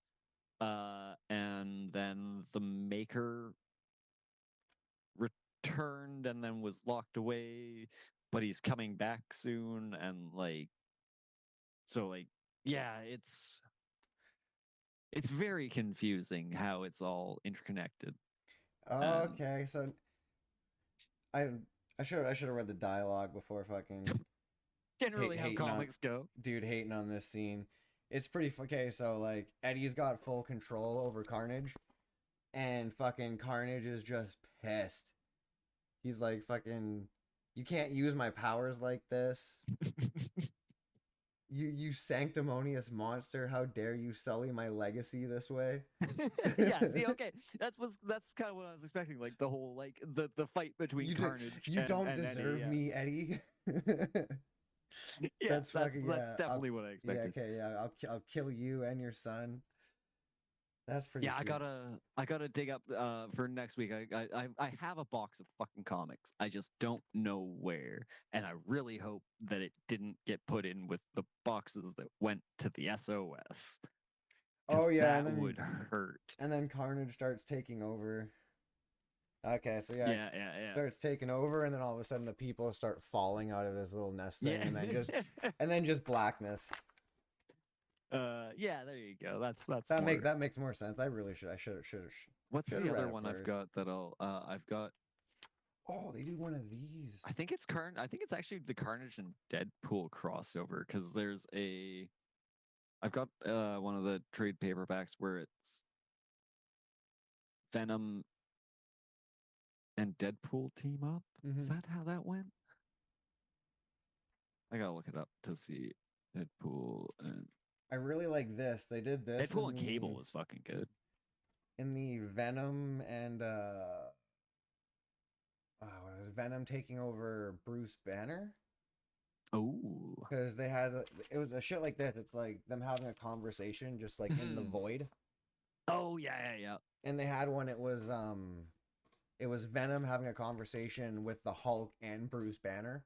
Neat. All three of them like sitting there having like a little talk about like who gets to take control and like if they're gonna accept Venom as like part of the fucking Yeah, The part of the team. part of the Yeah. team. Yeah, yeah. That's always been one of those fascinating things that I've really enjoyed is the conflict between Banner and Hulk. Yeah. Like Yeah, especially they're in the early comics, like puny Banner. yeah, weak." yeah, he's all pissed off about it, yeah. Um, yeah, that's what like I really enjoyed that super early fucking comic. I think it was actually just like a short inside a Fantastic Four comic, like that was like unconnected to the main story because 70s. Um, but it was just like Hulk's walking through the woods and fuck happens. He winds up getting into a fight with a bear and like whips the bear in the water and is like about to kill her and then realizes she was just defending her cubs and walks off. It's like, oh, maybe Hulk monster. Uh, and then like I think he like comes across some hunters who are either just killed her or about to kill her, and like fucks them up and like scares them off. And he's like, oh, man, real monster. Hulk sad and low. Oh yeah, that's right. He saves the fucking bear and like watches them go off with the cubs. And then he's like, oh, bear has family. Hulk sad. No home for Hulk. Because it was like during that arc where Banner was like stuck as Hulk and couldn't and just didn't revert. So he was just like wandering the states, fucking getting in bear fights and being sad. So it seems the concept of this is Carnage is looking for a new host, Yeah, that makes sense. but I don't understand why I can't figure out why Eddie's helping him. That's the only. I think I can't. I'm not sure. I'm not sure where that falls in Yeah, but he what's going on, basically and I don't have a huge he grasp gave of what's him going he on. gave him a list of people. Carnage like you can pick from any one of these people. Bullseye, bullseye. Yeah. Like Galactus. He's got Galactus on the list. they got Venom on the list though. It's like how is I know, that's Carnage gonna take over Venom? Or maybe they just have to Oh, kill him. I'm not. No, I think Spider-Man has the Venom symbiote right now. It's either Venom or it's either Spider-Man or fucking Eddie's son. I'm not sure where that because I know it's like the Venom symbiote got fucking kicked off whoever was had it, or like Eddie's son died or something. I'm not clear on it. I Yeah, haven't read it, and I'm not. So I know it went back to Spider-Man at some point, and then there was this big fucking fight, and I don't know if the Venom symbiote stuck with Spider-Man or if it, because I think Anti-Venom showed up. that's the white one, right? Yeah. Yeah. Um, and I think it attached to Eddie and like they team. I don't remember. I watched the thing. I didn't read the thing, so my comprehension is lacking to say the least. Yeah, because I was super into Venom when I was younger, and then I got like I don't know, I went down fucking the darker stuff path, and when I ended up going back to like the Venom universe, there was like, what was it like Shadow Venom? There's like a military Venom. What's yeah, his so name? Anti-Venom. Is that Anti Venom? Anti-Venom was when Anti-Venom was introduced, he was part of like a military team. There's probably another Venom because there's like a lot There's a of bunch of Venom. them. There's a yeah. 'Cause they Yeah, I mean turned like in, there were like towards the end of the 90s and early 2000s, I think there were about half dozen ish Venoms. Because like okay, I Carnage guess had I was kids, just too Venom had young. a couple of Okay. kids. I can't remember what the fuck they were called. There's like 4 or 5 that I think Carnage spawned. And then I think early mid 2000s, early 2010s was like the uh Venom planet. So like they find like Clintar, Hi the everyone. home world Today of we will the understand the Venom symbiotes, and like there was, I think there was an invasion plotline where like the Hi, everyone. symbiotes tried to invade Earth, and then there was something with Null who was like the god of symbionts. I don't know. I'm just trying to find an I image don't of a family understand the tree null here. stuff. Oh, good luck. Let's see. Well, it's like all the images are like sending me to links of videos, and I want Mm, to. He says. just do Marvel fandom. Venom. Oh, so here we go. So Venom did Oh, sweet. anti-venom. So Agent Anti-Venom. That's what I was thinking. Agent Anti-Venom. Hmm. I knew there was some type of super fucking. And then yeah, Venom made Carnage, Scream, Agony, Lasher, Rage. Oh, Riot's the other one I know about. Riot. Yeah, yeah, yeah. Oh yeah, and Carnage made Toxin. Yeah, that's right. I know about. Yeah, Toxin was the other one I knew about too. Yeah, I really got to dig up those old fucking Deadpool trades for you because they're just fun. There's one where Deadpool goes back in time to Secret Wars. I also have the Secret Wars trade paperback, which is a great fucking little slice of Marvel history because that's where Spider-Man. Spider-Man, um, that's where he originally got the black suit, which turned out to be Venom. Mm-hmm. So like it's like so there's the original story, and then there's the Deadpool one where it's like Deadpool goes back in time. So it's all these classic scenes with like Deadpool in the background, or like additional panels where it's like, Was it? oh, Deadpool caused that. Like, That's cool. That's pretty cool. if I'm not mistaken, that's one where like the symbiote bonds to Venom to Deadpool before it gets onto Spider-Man, which I think again it's been years since I read the comic, so I wouldn't quote myself on it, but I think that was like uh jokingly they ascribed like Venom's uh antisocial behavior to being bonded to Deadpool first. That's pretty funny. Yeah. I don't remember if that's just how I'm remembering it. Yeah. I'm not sure if that's actually how it went down, but stuff like that. Like he's just like he's just kind of off panel doing things Yeah, and I love stuff influencing like history. that. Did you ever see the Tag and Bink comics for Star Wars? No, I've never even heard of them. Oh, dude, they're if I can find those, we gotta even if we gotta read them online, dude, we gotta fucking Oh yeah. go over those. Those would be awesome. But it Well, basically they're two guys who caused everything, every event in Star Wars, basically. Like, for an example, when Alderaan blows up, they were basically stuck on the Death Star. They stole two TIE fighters and started heading to Alderaan. Alderaan blew up, so they were like, all right, I guess we're going back to the Death Star. So they turn around, and all of a sudden the Millennium Falcon comes out of hyperspace. And then if you look in the movie, the Millennium Falcon comes out of hyperspace, and just out of nowhere, two TIE fighters just come flying above. And it's yeah. like that's Tag and Bink or whatever, and they're like, oh dude, we gotta bring these guys in now. Like, like, Oh, and it's then so good. it turns out like they were the ones that gave Anakin the sand line.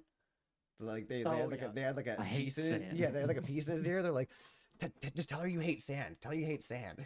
Are they like time travelers? No. Or are they're just like background characters? They're just background always been characters. there? So, yeah, so they're like like the Nibbler effect. Yeah. So like Yeah, they're the same age as Anakin and stuff. So like it's only 4 issues and one short. Oh, easy. dude, yeah, they're good. They're really fucking good. It's like every little stupid detail in Star Wars that you can't explain is now explained because these two idiots were involved. Definitely a love letter to the series. Yeah. Nice. Yeah, I'll definitely check that out because yeah, that'd be my huge suggestion. If anyone's never fucking read those are. It looks like just from the art, like the art style on the cover, it looks like they're going for like a Calvin and Hobbes feel. It is. It's it's that type of stupid humor for sure. Oh, I'm right there. Oh, fuck you. All the stories are explicitly non-canon. Whack me off, Mickey Mouse. Nah, they're canon. I'm happy with them being canon. That's fine. They're fanon. Pretty much. I hate that word, but I'm never gonna stop using it. Fanon? Yeah, fan canon. Yeah, it's a terrible word, but right. If you want to keep using it, I won't. I don't want to. I'm just not going to stop. It's like having a crack problem and no will to quit. yeah. Like I say, fucking. I don't know how someone wakes up in the morning and it's like, I'm gonna smoke crack today, but hey, there are some people, and they're like, that's not a problem. That's fine. I'm okay with that. If you're ever interested in, I'm not. Different perspectives. Check out like some of the like r/opiate and like r/safe use and like the just the drug use subreddits. Because there are people who consider themselves functional heroin users and whatnot, and some of them are. Most of them are not in there. Mostly, it's a lot of sadness in there. So Yeah, I can imagine. That's Prep. why I don't want to.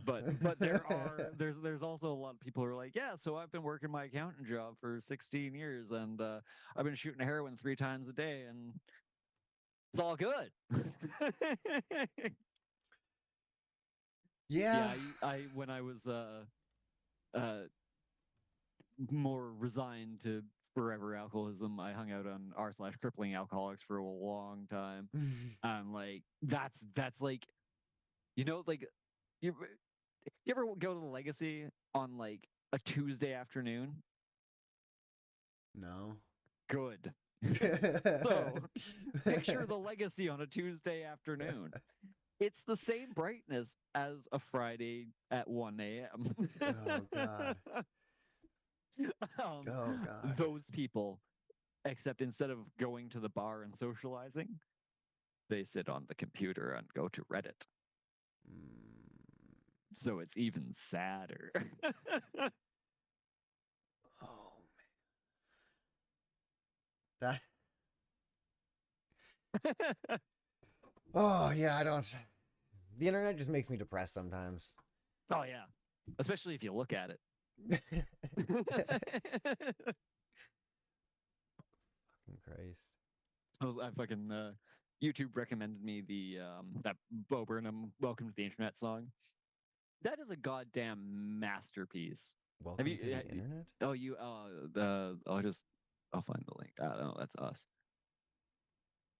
Welcome to the. I will link it to you, and then you can do what you want, because I still can't stream for another fucking 20 odd hours, which is hilarious to me. I will direct message. Yeah, I can't believe you haven't fucking seen that. Like it is absolutely a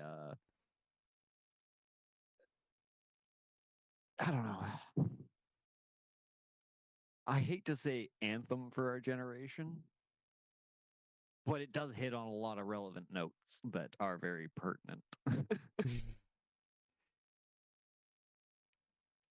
I think it just very much encapsulates that the feeling of the stress and anxiety that just being online can generate. I'm always a big fan of music that makes you feel stressed. Yeah. Man, that song really makes me want to break something. What a good song.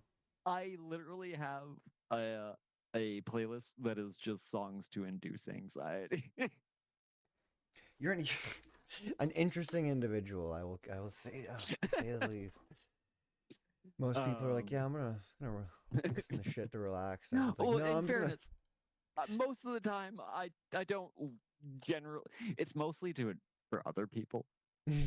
I'll be real. I love nails on a chalkboard. That is the most. Well, it's like when people are like, oh yeah, I'll listen to anything. I'm like, oh. I'm gonna will test you now? How long will you listen to anything? Because I've got to. Oh fuck! I was driving in the car with Jen. Poor silly woman. She gives me access to the aux cable. I found an hour and a half podcast. Well, Bluetooth. Yeah. I found an hour and a half podcast of just screaming.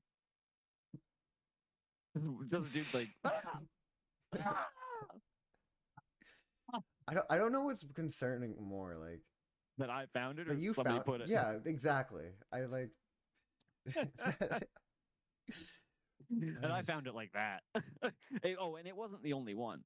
There were others that were longer and better. The first one I found, it's very like fake screamy, like you put it on for a Halloween thing and people's like, the fuck? Guy's not even trying. And then there were other ones that were like blood curdling. It's like, oh yeah, that's for a haunted house. Like, this is supposed to be background audio, not. You can even hear like the ambient fucking like water droplets and. Yeah, exactly right. Yeah. One of my other favorites, to just confuse the people, is there's a couple of albums of tractor sounds and like train sounds, like just like a tractor starting up and the motor putting, and then it getting shifted, and the revs increasing, and just tractor noises. Yeah, that doesn't surprise me. That yeah. I think they're supposed to be for like audio banks, like sound effect clips. Oh yeah, I fair. don't think they're supposed to be listened to in As their entirety as an audio track. Dude, imagine that someone gets in their fucking little like 2000 Honda and they just turn on the tractor track just so they could sound like they're driving a tractor. Well, it's like the people who get the fucking speakers on their motorcycles to make them sound like a fucking Hardy. Well, so if electric cars, if you could program your own sound, I would That be is very actually inclined. that is actually something that has been just discussed as an engineering topic, because like since the concept of electric cars, because that's one of the safety things is Yeah, you can't hear it. yeah, it's a pedestrian issue, right? So I think most electric cars, I don't know, I think most of them do have some kind of audio generator. The episode I of The don't know. Office I where don't- I Andy's don't- going to run over Dwight and he's fucking like, as long as he drives under 20 kilometers an hour, the Prius is completely silent. He has no idea he's coming. Fucking love The Office. But yeah, there should be, like, because I mean, like, it's just a fucking computer. Yeah, Like, I'd get a that's- TIE fighter, dude. I'd program a TIE fighter. I'd get it. Mm. Tesla, just go get program a TIE fighter in it. Oh my god, that would be fucking. Just Or a do the pod Ewok. racer? Just the Ewok fucking scream non-stop. Oh, the R2D2 fucking. Wow. Oh, dude, that would be sick too. Yeah, every time. Yeah, Every time you step hit on the brakes, Oh, that would be. Oh, like so like every time ABS engages, fucking. interesting thing. Electric cars, I don't think have brakes. It's all gas. Yeah, when I you guess- let I when guess you it let is go just- of the gas, I the think- car slows Doesn't it down. depend on The electric car, I would assume. I know Tesla. Teslas electric don't have brakes, I don't cars believe. without brake? I think you're right on that. I know that they are moving. Yeah, yeah, because you're right. Yeah, that's because they are making that shift away like towards brakeless design. So yeah, regenerative braking. That sounds terrifying. And then So like, if you just let go, so I mean, like, if you let go of the so- gas like fully, does your car just come to a complete stop? so yes, so one pedal driving. So this is AI overview. So take it with shaker of salt. But What's wrong? All right. yeah, exactly. But basically, the concept sounds like what I'm familiar with, where basically when you take the foot off, the motor reverses the flow, so it generates energy from that stopping motion. Yeah. I don't know how the fuck it works. It's weird, anyways. That's all I can say. So right now there are still Some electric cars. they're like, brakes. yeah, it looks like one pedal operation is still backed up by friction brakes. So right now they're basically using computers to if Tell if you need to brake. in one pedal, yeah, basically, so in one pedal operation where removing your foot is the braking mechanism. Oh, why did my video freeze? There it goes. When you lift off, it's basically, I'm assuming the computer is figuring out like, okay, we're decelerating, this is our deceleration, and kick the brakes and stop the regenerative braking system here and engage the friction brakes here to blend that system into one seamless stop. Yeah. And then it looks like most electric vehicles have the brake pedal. So yeah, one pedal thing is not common from what I'm seeing. But it looks like, yeah, for the foreseeable future, it looks like most EVs will have friction brakes in place connected to a brake pedal. Well, that's the learning tidbit for the day. Oh, stick with me, kid. You'll pick up all kinds of weird tidbits. Dude, I'll stick with my vehicles with brakes in it. Did you know that if you replace the sun with a black hole of equivalent mass, nothing would happen except we would freeze to death? Then something would happen. We'd freeze to Yeah, death. but besides that, Yeah, but like in terms of like orbital stability, it would all just keep going Really? the same. As long as it's the same, it would be obviously a much smaller object, but as long as it's got the same mass. Now there would probably be differences in just like changes in stellar wind. But yeah, as long as that gravitational radius stays the same and it's making the same curve in space-time, because black holes don't suck per se, right? It's just things fall into their gravity, Fair. and their gravity is irresistible. Irresistible gravity. Unless you're a white hole, I guess, or theoretically Hawking radiation. But White hole? What'd you just call me? let's start using that, you fucking white hole. But yeah, I don't know if we know if Hawking radiation actually exists or not, or if it's just theoretical. Does Hawking radiation exist? Only one Yeah, way so to find we out. still have not directly observed it.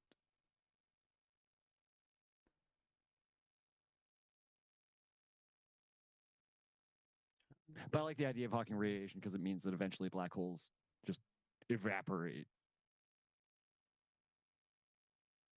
Which just kind of makes sense to me.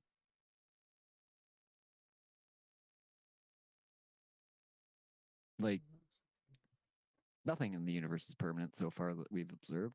Why would a black hole be?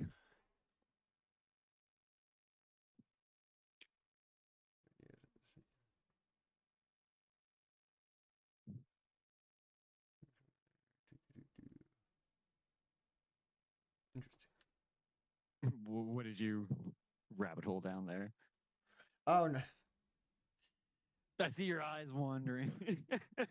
No, I just because I was like, from last time I was streaming, I was like, it used to just say views, and now it says concurrent views. So that's another difference between fucking concurrent views and views, but it's nothing. Well, that would make sense if you've only got one viewer and one concurrent viewer. Yeah, So like concurrent viewers would be like viewers watching right now, and total viewers would be everyone who's wandered in, been like, fuck these guys, and wandered back out. Oh, 100%. 100%. I just thought last time I was streaming there's a way to like, I mean, I guess there's the analytics there. I thought there was more though. I don't know. There probably is. Also, I know YouTube has streamlined and changed up their creator. Oh, but you've been using YouTube recently. Yeah, and yeah. I haven't really used YouTube to stream on for That's also 5 fair. years, so.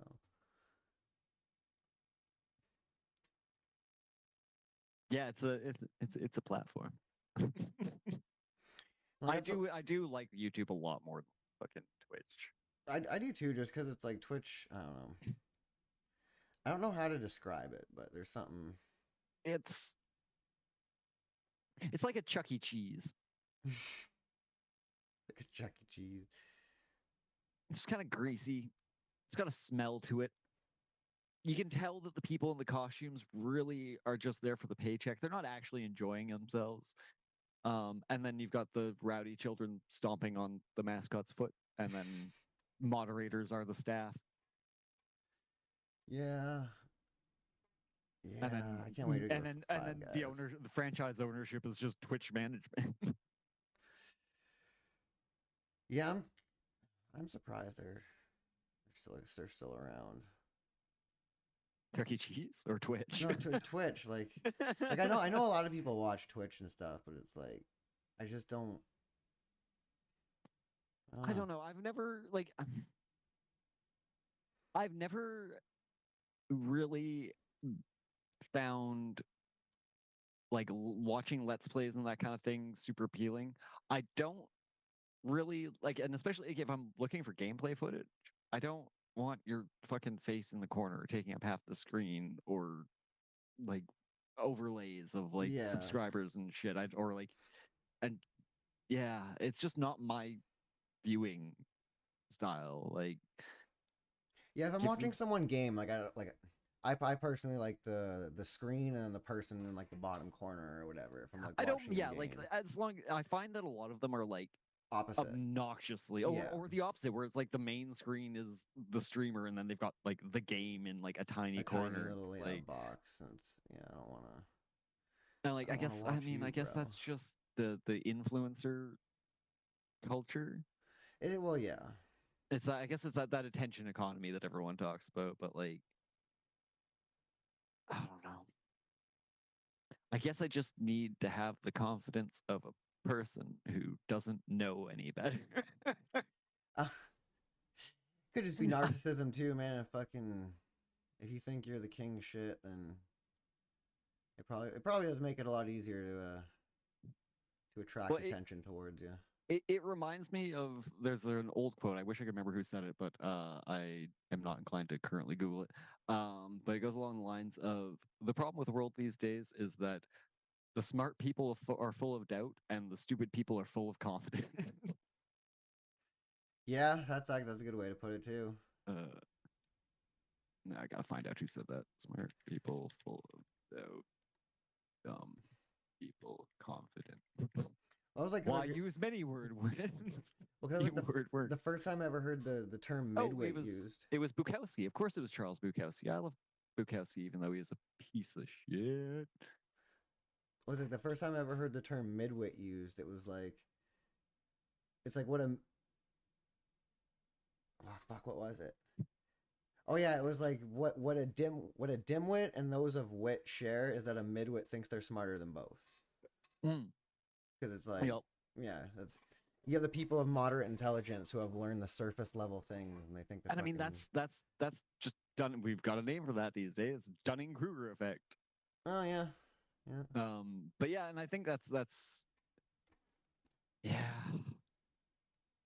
It's interesting seeing how people approach things. Like I flash back to myself at 14, 15 and being like the rabid atheist, like, your typical 14-year-old atheist on the internet in the early 2000s, like just Yeah, obnoxious about it. everything's stupid. Like, yeah, you can't. And I was just so, but I did make one smart call, which was, I realized that if I wanted to argue against something, I had to understand it, and so I read the Bible.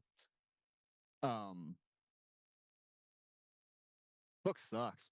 No, it's actually really a fascinating historical document. I find the Bible, like,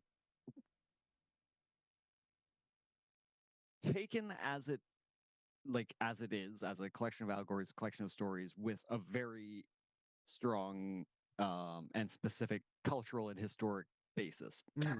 It is a series of books written over a span of time that are deeply steeped in the pop culture and the traditions and the politics of the time, right? Yeah. So you can't transcribe it literally to today, but that's religion.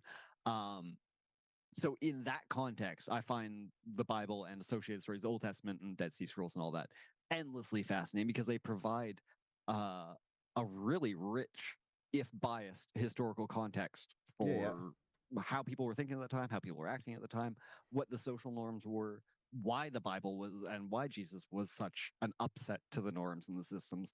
Because, like, Jesus was so woke. Like, fucking, that was one thing, like, inviting women to be equals, and that whole brothership of men, like, that was unheard of.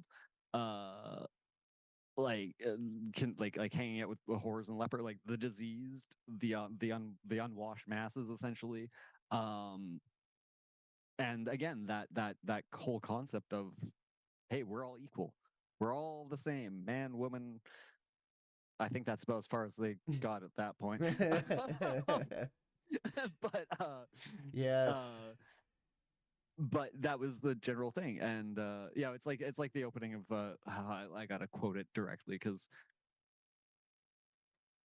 nailed to a tree, because Douglas Adams had such a fucking way with words. If you've never, there's another book that I actually have a copy I can lend you. But Hitchhiker's Guide to the Galaxy, a trilogy in 5 parts. It's technically 5 books, because it's 5 books. But they usually publish them all together so that you don't have to buy 5 books. Yeah. But just funny as fuck, start to finish. And you will understand way more about pop culture than you ever thought you were missing. There will be jokes from 20 years ago that you're like, oh, I should have read that. Hitchhiker's Guide to the Galaxy. I more so than Blindside, I give it a full 10 out of 10 recommend. I think I tried to watch the movie of that and I just couldn't do it. The movie probably sucks though compared to the movie's good for what it is and what it could be given budget and time constraints, because like they tried to cram 5 books into a single film when 1 book would have been hard enough, and they're very hard books to film. Like just the way he describes things and the universe he creates, like his and just his wording, but yeah. And then one Thursday, nearly 2,000 years after one man had been nailed to a tree for saying how great it would be to be nice to people for a change. And then it goes on. A girl sitting on her own in a small cafe in Rickmanworth suddenly realized what it was that had been going wrong all this time, and she finally knew how the world could be made a good and happy place. This time it was right, it would work, and no one would have to get nailed to anything. And then the world explodes. And that's where we actually follow our hero, who is not this nice young girl. Hung in the air, exactly. But yeah, he describes a spaceship arriving as, oh, I want to find it, and I don't want to misquote. Yeah, that's right. The ships hung in the sky in much the same way that bricks don't.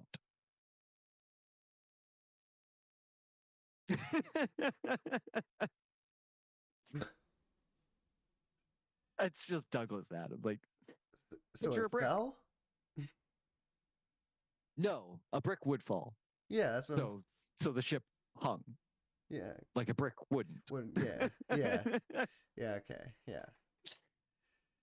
Interesting choice of.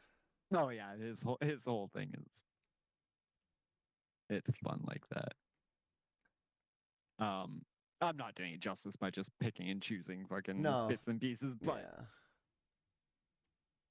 but it is it's a wildly hilarious romp. I can't remember. I think I lent it to somebody when they were in hospital, and they annoyed their fucking roommate because they were laughing so loud at it. It's one of those books where it's like legit laugh out loud funny. Not quite roll on the floor, but just a regular LOL. I mean, if you're already on the floor, you might get that. But no, I would say it's. I would put it up there in the top 10 funniest books I've ever read. Like, then that's only putting it below like maybe some Farley Mowat or Vinyl Cafe. Vinyl Cafe is a great collection of short stories, very Canadian. It's all about it's about a music store owner. Like he owns a record store, and it's just like short stories and anecdotes, very, very Canadian, like a slice of Canadiana kind of thing. But super easy reads, and I got in trouble reading those in class when I was in elementary school because I'm just fucking guffawing. You know, you're like 10, 11, you don't have that control. Yeah. Yeah. I love books. Yeah, I I like know that makes me an outlier these days, I guess. I like concepts and ideas. I can't Mm. my attention span just doesn't fucking stick with me for a That's fair. couple pages of reading. That's why the comics are where it's at. Mm. It's that Yeah, no, I can understand that. perfect little middle ground. Yep. Yeah, I That totally or get that. I guess go to audiobooks.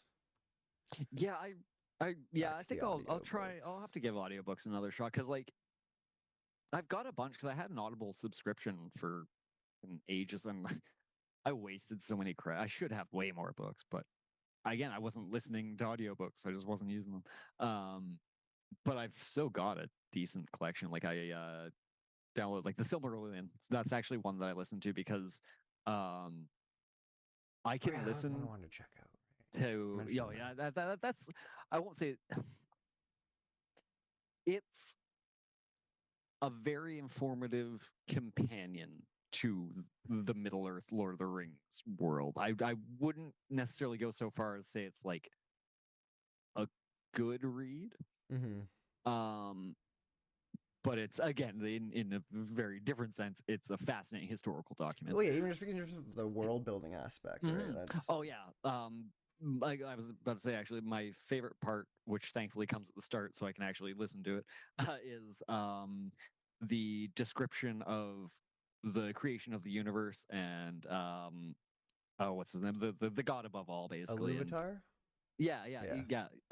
and his singing the universe into creation and the creation of Middle Earth and the descent, the discord of Morgoth, Yeah, trying to and sing his like own song and all yeah, that. Yeah. and like how and Iluvatar like revealing to him that like even your discord is Still part of part my of my song, yeah. melody, like you are a part of me and everything is part of my song, and here's Middle Earth, and like go my mare and go and do the things and sing my songs, and then Melkor goes down and fucks shit up, and the whole story of the two trees and the jewels and getting the trees getting knocked down. There's a lot of cool stuff, especially in the first like third of that book.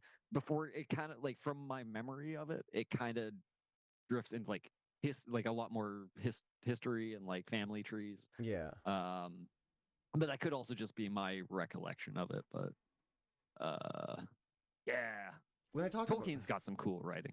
yeah, like when they talk about like the first age of Middle Earth, that's like after all that shit, right? That would be like Yes. the first like yeah. So ooh, how to so yeah, there's like the creation of, so yeah, that's prior to the creation of Middle Earth. Middle Earth Arda, in the cosmological term. So Arda is like the name for the Middle Earth world, and I guess Yeah, yeah, whatever exists. I don't remember what cosmologically, if there's like a solar system kind of structure that exists, or if it's just Arda. I don't remember how that cosmological yeah. balance works They're in the never gonna Tolkien go universe. beyond it, so that doesn't really matter. Yeah, it's kind of, but yeah. So I think in the first age, that was before men emerged. It was just elves on their little island with the two trees that created moonlight and sunlight, essentially, with the fucking the Silmarils and the globes that I think they became the Silmarils because the trees get cut down and night comes and stuff happens. And then I believe at the end of the first age, that's when Middle Earth stops being flat because they fight so hard. And I don't remember if it's Iluvatar that reforms Arda. But basically, somehow Arda gets reformed, and instead of being flat, it And is now a that's when the dwarves globe. get created too, right? Is that Somewhere, yeah, I think, and I believe this? Yeah. somewhere after like after the world is no longer flat, because that's actually that's why elves have such long distance view eyesight, is because they still see the world as it was, or can still see the world. I don't remember how exactly that works, but so they can basically uh look at things as though the world were still flat and there were no obstructions to their sight lines. Yeah, yeah, yeah. But yeah, I think because dwarves don't have that ability. Dwarves were created by what was it, Manwë? I I can't think. remember. It's been a Yeah, while since I don't. I fucking watched any of those lore videos. Yeah, I haven't dug into the appendices in a while. Oh, actually, that's something I gotta dig. I'm actually kind of really excited because I've never seen it before. There's a great little used bookstore, I guess new and used, but called Fireside Books in Parksville. There, they've actually got a decent little comic selection, but their comics are way overpriced. That's where I got the original hardcover trade paperback of the first Deadpool runs. That thing's actually worth a couple bucks. I think I paid like $200 for it, and it's worth like 4 or 5, which is pretty goddamn good. But I found a collected version of. I don't remember if it includes The Hobbit, but it's got all 3 Lord of the Rings books and all the appendices in one fucking volume. And like it's because it's like a normal size book. I'm like, how the fuck? And I like open it up and like it's like microscope print. It's so good. I can't wait to actually sit and read it because that's one of my problems when I'm reading books, especially if they're a series or a trilogy. Is like, it, I want them all in this. Like, just give me one thick ass book with all 3 books, so I can just keep going. Yeah, it's almost like takes you out of it when you have to put the book down, fucking open Well, up a new one. and I've also got the problem of distraction. I get distracted. I've especially like in the last probably 10 years, my focus on reading books has just gone out the window. So uh, anything that keeps me turning pages rather than I finished this, I can put it down, and then I'm on to another thing. And I don't necessarily pick up the second book right away. Yeah. That's the problem I've been having with this. I'm reading a series called Culture. And I finished the first book, and like, yeah, that was awesome. Like, can't wait for the second one. And it's been a couple of months. I'm like, I need to read that fucking book. But I think I'm just gonna give myself a bit more of a fluffy read, and I might go through Neuromancer again. Actually, I'm assuming you probably haven't read much William Gibson. William Gibson. What does he do? Cyberpunk. He is. He is the credited as one of the originators of the cyberpunk genre. He wrote Neuromancer.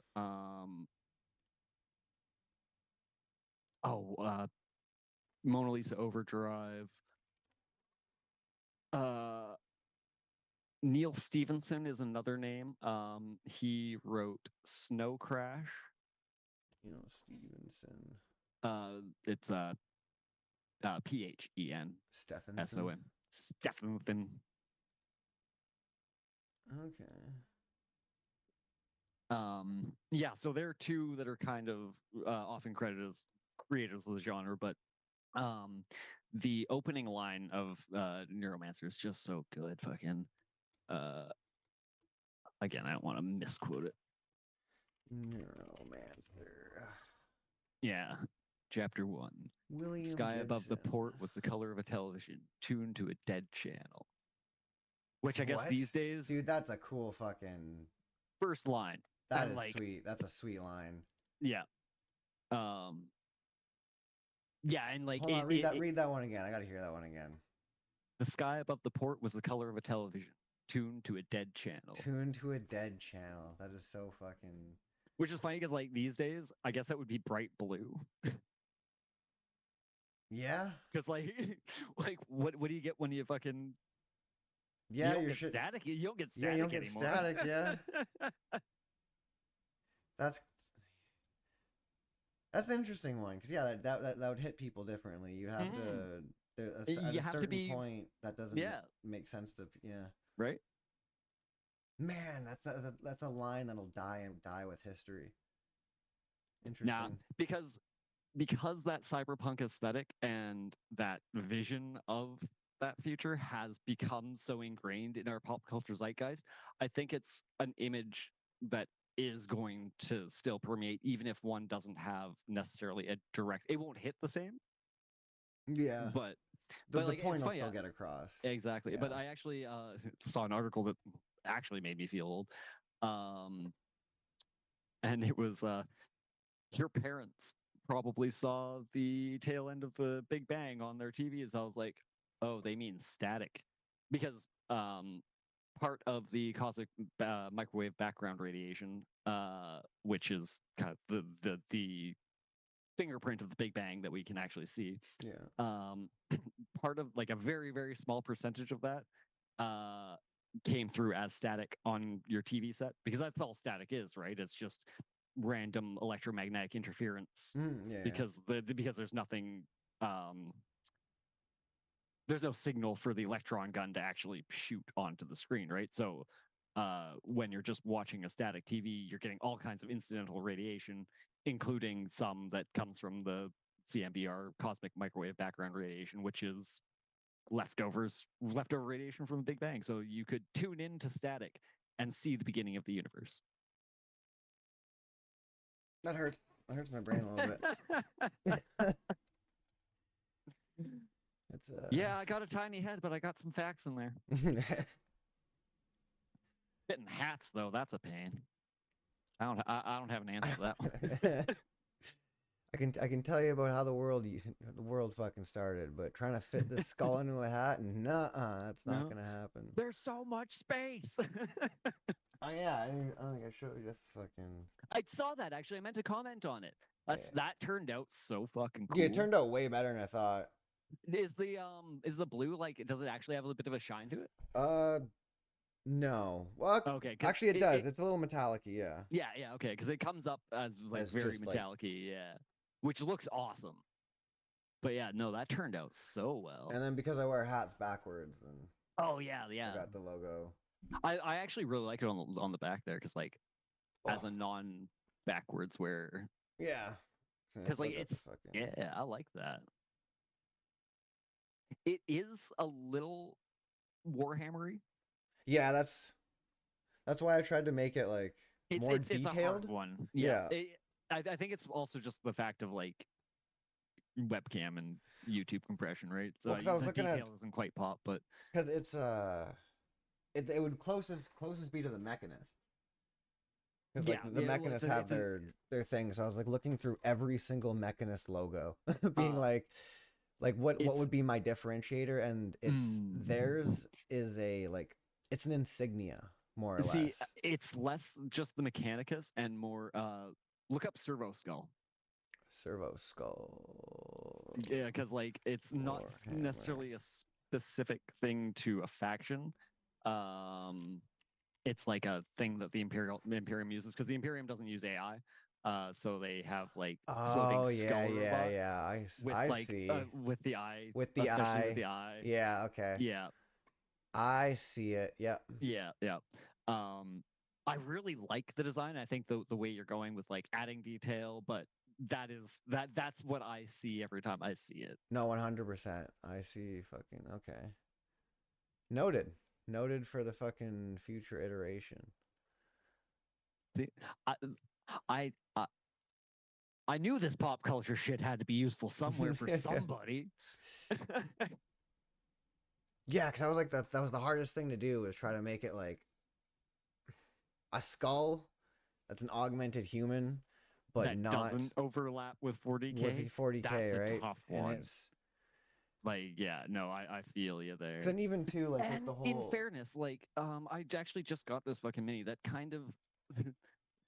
You can also kind of say "fuck you" Games Workshop, because they fucking rip shit off all the time. No, that's the thing too, because I even got it fucking done as a picture too.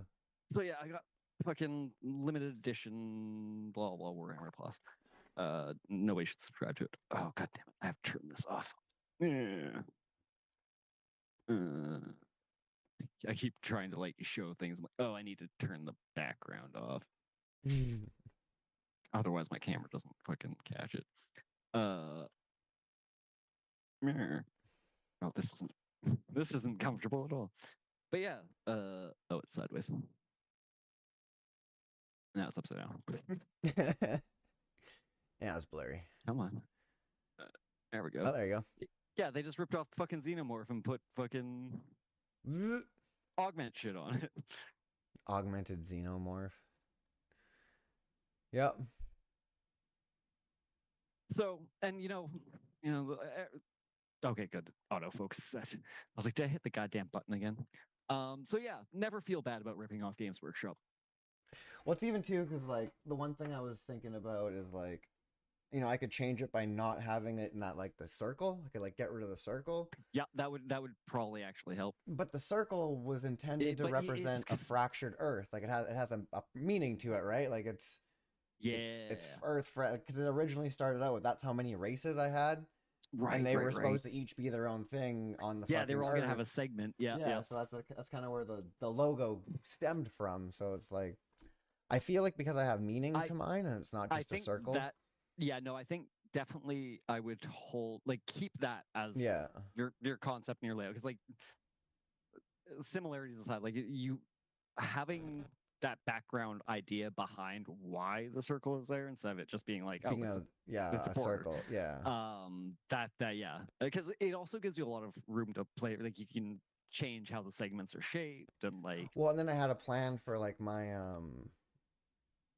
earlier iterations of the like the logo and stuff. If I'm doing like a comic book from like, let's say the first 100 years of the shit that's going on, more connected. It'll be more connected to kind of show a symbol of what age that I'm actually talking about. It's funny. I was actually just thinking like, as the story goes on, you can either like break or reform links. You can even do like separate color codings. That was the thing I was thinking of too. I messed around with trying to make it earth texture. So it wasn't that metal texture. It was just like an earth texture, but it doesn't. It just looks like it's hard to translate. It just looks like poop. Yeah. They just look like little worm poops. Especially when you're on that scale. Yeah, like I can see that working when you zoom for something in. that's blown up. Yeah. It looked fine when I was zooming in all the way, but yeah, it being small, it was just like, oh, that's blue and brown. All right. I think it's interestingly, I think the webcam compression might help for kind of silhouette theory for comics, where like the whole Simpsons thing, where you should be able to tell something by its silhouette. Yeah. Getting that compression and pulling whatever design you've got back, because it'll erase your detail and you'll just get like that first impression of the shape, rather than. Because like that, like holding the hat up, like you get the impression, but you don't get the details on the skull, right? Yeah. That's been a big thing with like creating stuff I've been going for. It's like it needs to be, the silhouette of it needs to be distinct to my world. Yeah. Like it's like, I don't want, like when you look at an augmented human, I want someone to be like, oh, that's an augmented human from subjugates. It's not fucking exactly like 40K again is a great example, because they do have so many iconic silhouettes. There's one servitor, and again, so even just the Space 40K, Marines as a whole, right? Like, Space Marines as well. But they're a much easier pick, because like, and even then, like you put a silhouette of a Space Marine and a silhouette of a StarCraft Space Marine. That's true. That's true. Whereas the particular model, actually, I'll find the model that I'm thinking of. You could actually put a Space Marine beside, what's that enemy in Destiny?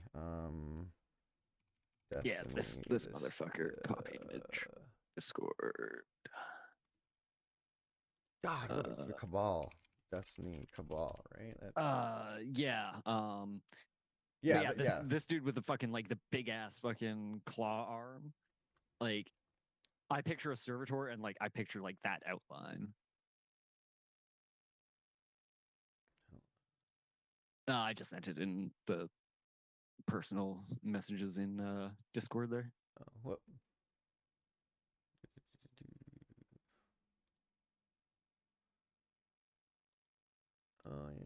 Oh yeah.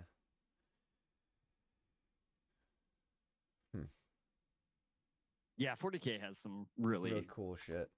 Classic designs, yeah.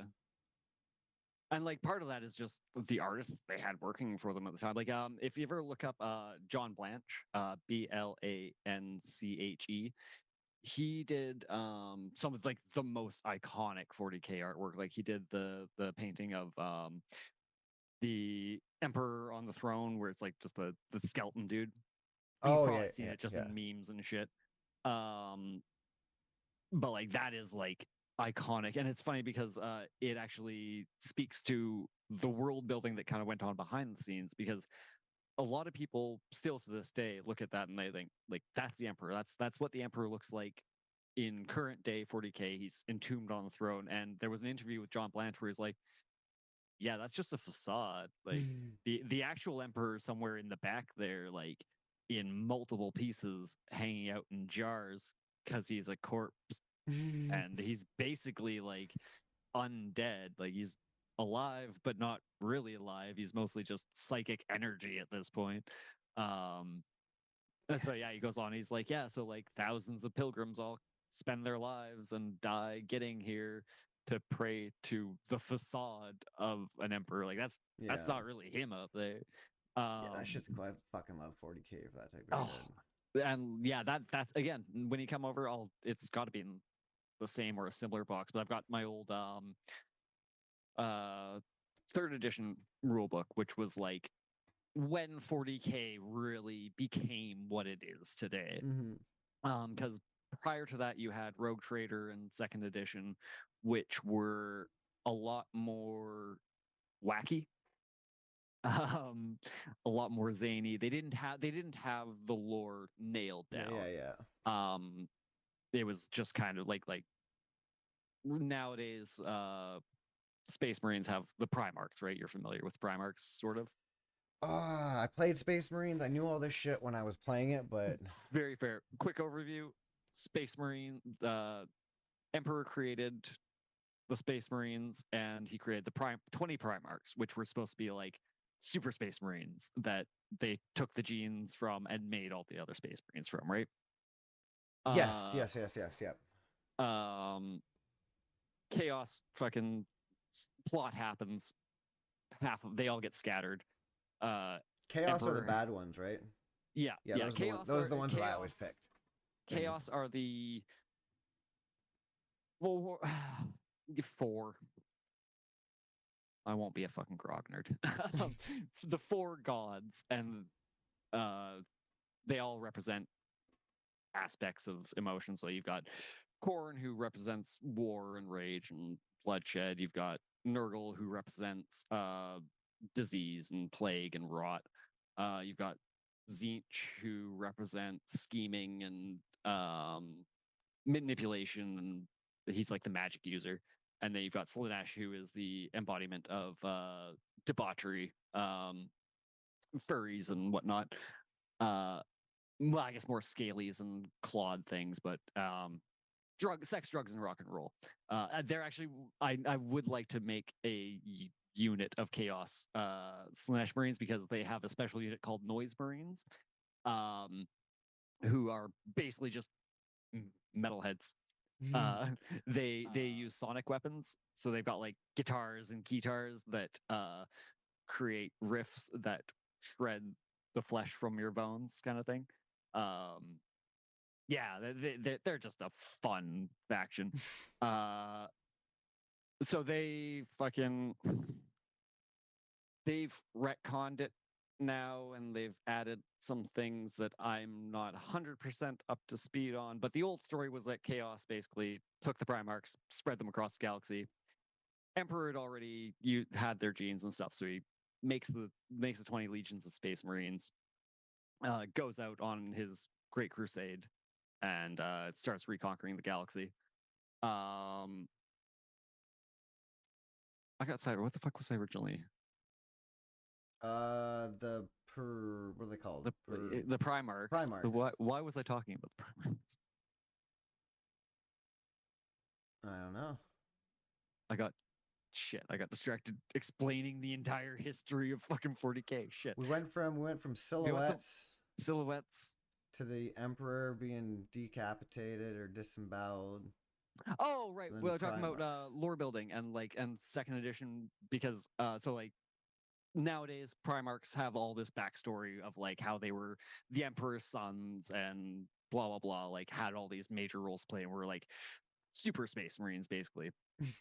In the old lore, before they had all that set in stone, they were basically just like really veteran Space Marine generals who like had high rank. They weren't like main characters really. They were named characters. They weren't main characters kind of thing, right?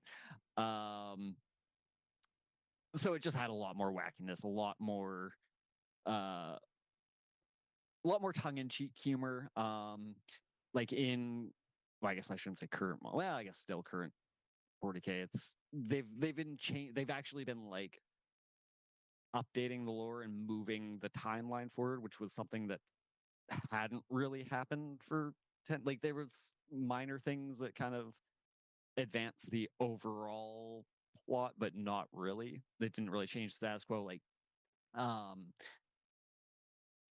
basically at the start of third edition, which was I guess 99 2000 ish, all the Primarchs were still lost. Like it was very much like a status quo thing. Like nothing ever changed. War never changes. War never changes. And then in the last probably 5-10 years ish, they've kind of injected a bit of main character syndrome into the game. So they brought Primarchs back, and they brought Demon Prime because like, so after the Emperor went and found all his sons and went on the crusade, there was the big fucking civil war, which caused everything to be shit, which was called the Horus Heresy. Everything in 40k takes place about 10,000 years after the heresy. Okay. So for like, I don't know, 20 years ish, the Primarchs had been missing for between 10,000 and 1,000 years or whatever. Because some of them just like after the war, a bunch of the traitor Primarchs either were killed or became demons or like demon princes and shit, and like went off to do their own thing and rule their worlds and wage eternal war against the Imperium. And then the loyal Primarchs who survived, a couple of them just like fucked off, basically. One of them was like, I Go can't do my remember own what thing. the fuck. Basically, like Vulcan, who's like the good guy, kind of, as far as Space Marine goes. He, oh yeah, he got into a fight with some giant orc and wound up exploding a ship engine with them both inside. But he like left a bunch of clues for his Space Marines to be like, yeah, if you find all my relics, I'll reappear. And he's like he's what in the 40k universe is called a perpetual. So it's like if he dies, he just eventually reappears somewhere.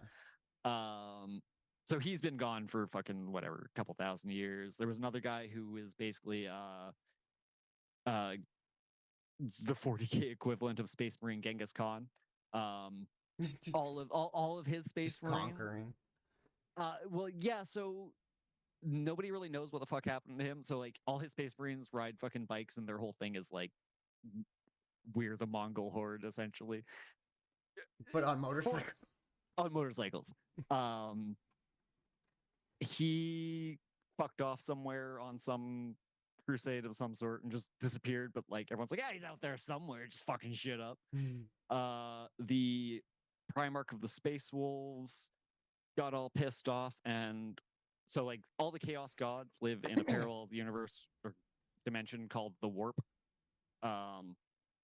Humans use it to power psychic abilities, which is why psychic powers are so dangerous in the 40k universe, because it allows a gateway between demons from the Warp and our material plane to cross over. And people also use it for space travel, because if you put a spaceship in the Warp, you can travel faster than light. Essentially, it's basically like wormholing. Move it from Except it's Event Horizon. Yeah. You're going through hell to get somewhere. To where you need to go. Okay. Fair enough. So Lehman Russ, the leader of the Space Wolves, basically just space Vikings, he got all pissy and was like, I'm gonna go into the warp and fight some demons and go kill the demon Primarchs, and he just hasn't been seen. And then one of them just came back. Two of them just came back actually. The Ultramarines, the big blue poster boys that you see on every Space Marine thing. Yeah. Their leader came back. He's basically just like. Was that the guy in the Space Marines 2 game? Yeah, I don't remember if I didn't finish it. I think his voice at the very end. I think it's people say it's the Emperor. I'm pretty sure it's fucking Gilliman. But anyway, yeah, Rabute Gilliman. His superpower is besides just being great at everything, he's really good at Excel spreadsheets. So he's like the best administrator. So he's really good at like being the boss man and making the plans and figuring out the accounting. So he's back and he's basically like, okay, I guess I'm in charge of the Imperium now because shit's fucked. And then the leader of the Dark Angels came back through plot devices. Fucking plot devices. So basically, they're like, they're moving things forward. They're bringing characters back who haven't been around in 5,000 to 10,000 years, and like, they're trying to. I don't know. Personally, I've always enjoyed the concept of 40K as like a static universe. Like nothing really changes. The battle lines shift. Things get worse. They never get better. Or if they get better, it's a temporary thing. Yeah, there's no like drastic universe changes that like. Yeah. And like I don't actually mind. So they made one drastic change. I think it was. I can't remember if it was 9th edition or it must have been 10th edition. Oh no, it must have been earlier in 10th. See, I fell out of the game for a few years, so I missed a bunch of editions.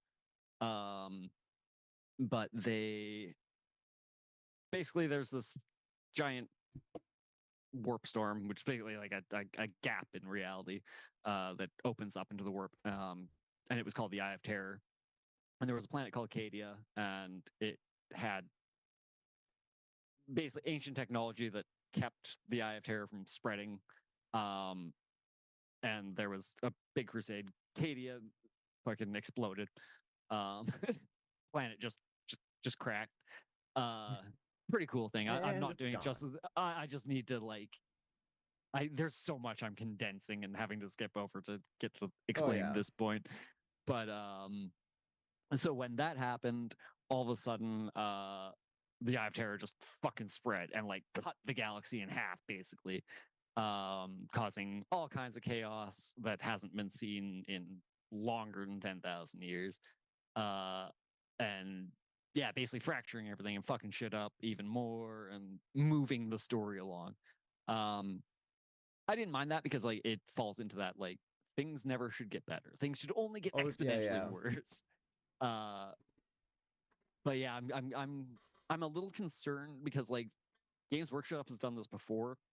They had before 40K, they had Warhammer Fantasy Battle, which lasted for many years but never sold to the same level. So in the mid 2000s, early 2010s, maybe it must have been mid 2000s. But they ended the world. They created an apocalypse and stopped selling Warhammer Fantasy Battle. They literally just destroyed the universe. There was this big cataclysmic battle, and good guys lost, and that's always nice. The apocalypse happened, and all these people with thousands of dollars of product had no game to play. They weren't getting any new rules. They weren't getting anything because the game was done. And then Games Workshop released Warhammer Age of Sigmar, which was Warhammer Fantasy, but with different bases and different models and different factions and different rules. And most of those models that you had, they don't have rules, or their bases are wrong. Would you like to buy a new game? It's called Warhammer. Oh my god. Dude, that is so fucking dirty. Yeah, people were mad. People Oh my burned God. armies. People burned armies that they had put thousands of dollars and thousands of hours Dude, I don't into understand how painting and assembling. that's aggravating. That is So fucking aggravating. my concern is they didn't learn because Age of Sigmar is selling. So I think that I don't think they're going to actually do the apocalypse thing and reset the 40k universe, but they have absolutely been laying the groundwork for it for about the last 5 to 7 years. They've been like putting things in the lore where so I don't remember if it was old lore that they just like revived or if it's a retcon that they put in, but they added this bit of lore where if there's a failsafe, so if the emperor leaves the golden throne or like dies for real, Earth explodes as like a final Fail defense safe, yeah. failsafe. Because like part of the reason that everything's so fucked is the Emperor had this plan so that people wouldn't have to use the warp for space travel anymore. No more going through hell as a fucking shortcut. Cool, great plan. So he was building what was called the Webway, or I guess attached. So way back before everything went to shit, there was a race of super powerful psychic frog people, and they created the Webway, which was like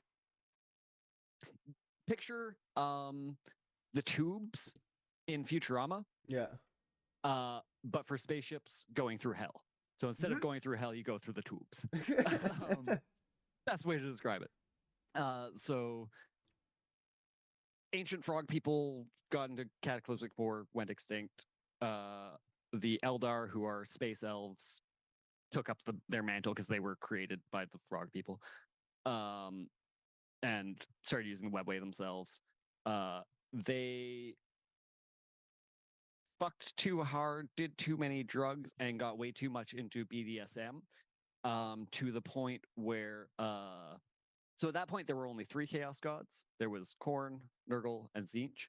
The Eldar fucked and partied so hard that they birthed a god of debauchery, lust, and rock and roll, which consumed like 90% of their race. Nice. Created the Eye of Terror, and just set a lot of shit in motion. So the Emperor comes along a couple thousand years later and is like, well, that Webway looks like a good idea. That's my idea now. So he's working on this thing. The Horus Heresy kicks off with the whole Civil War. And one of the Primarchs, Magnus, he is in Space Marine 2, the Thousand Suns, the fucking the Magic Space Marines. Oh yeah. He's their Primarch. Okay. So he gets word about the Horus Heresy, and he's like, shit. And there had been a ban on using psychic powers for other reasons. Very intricate plot.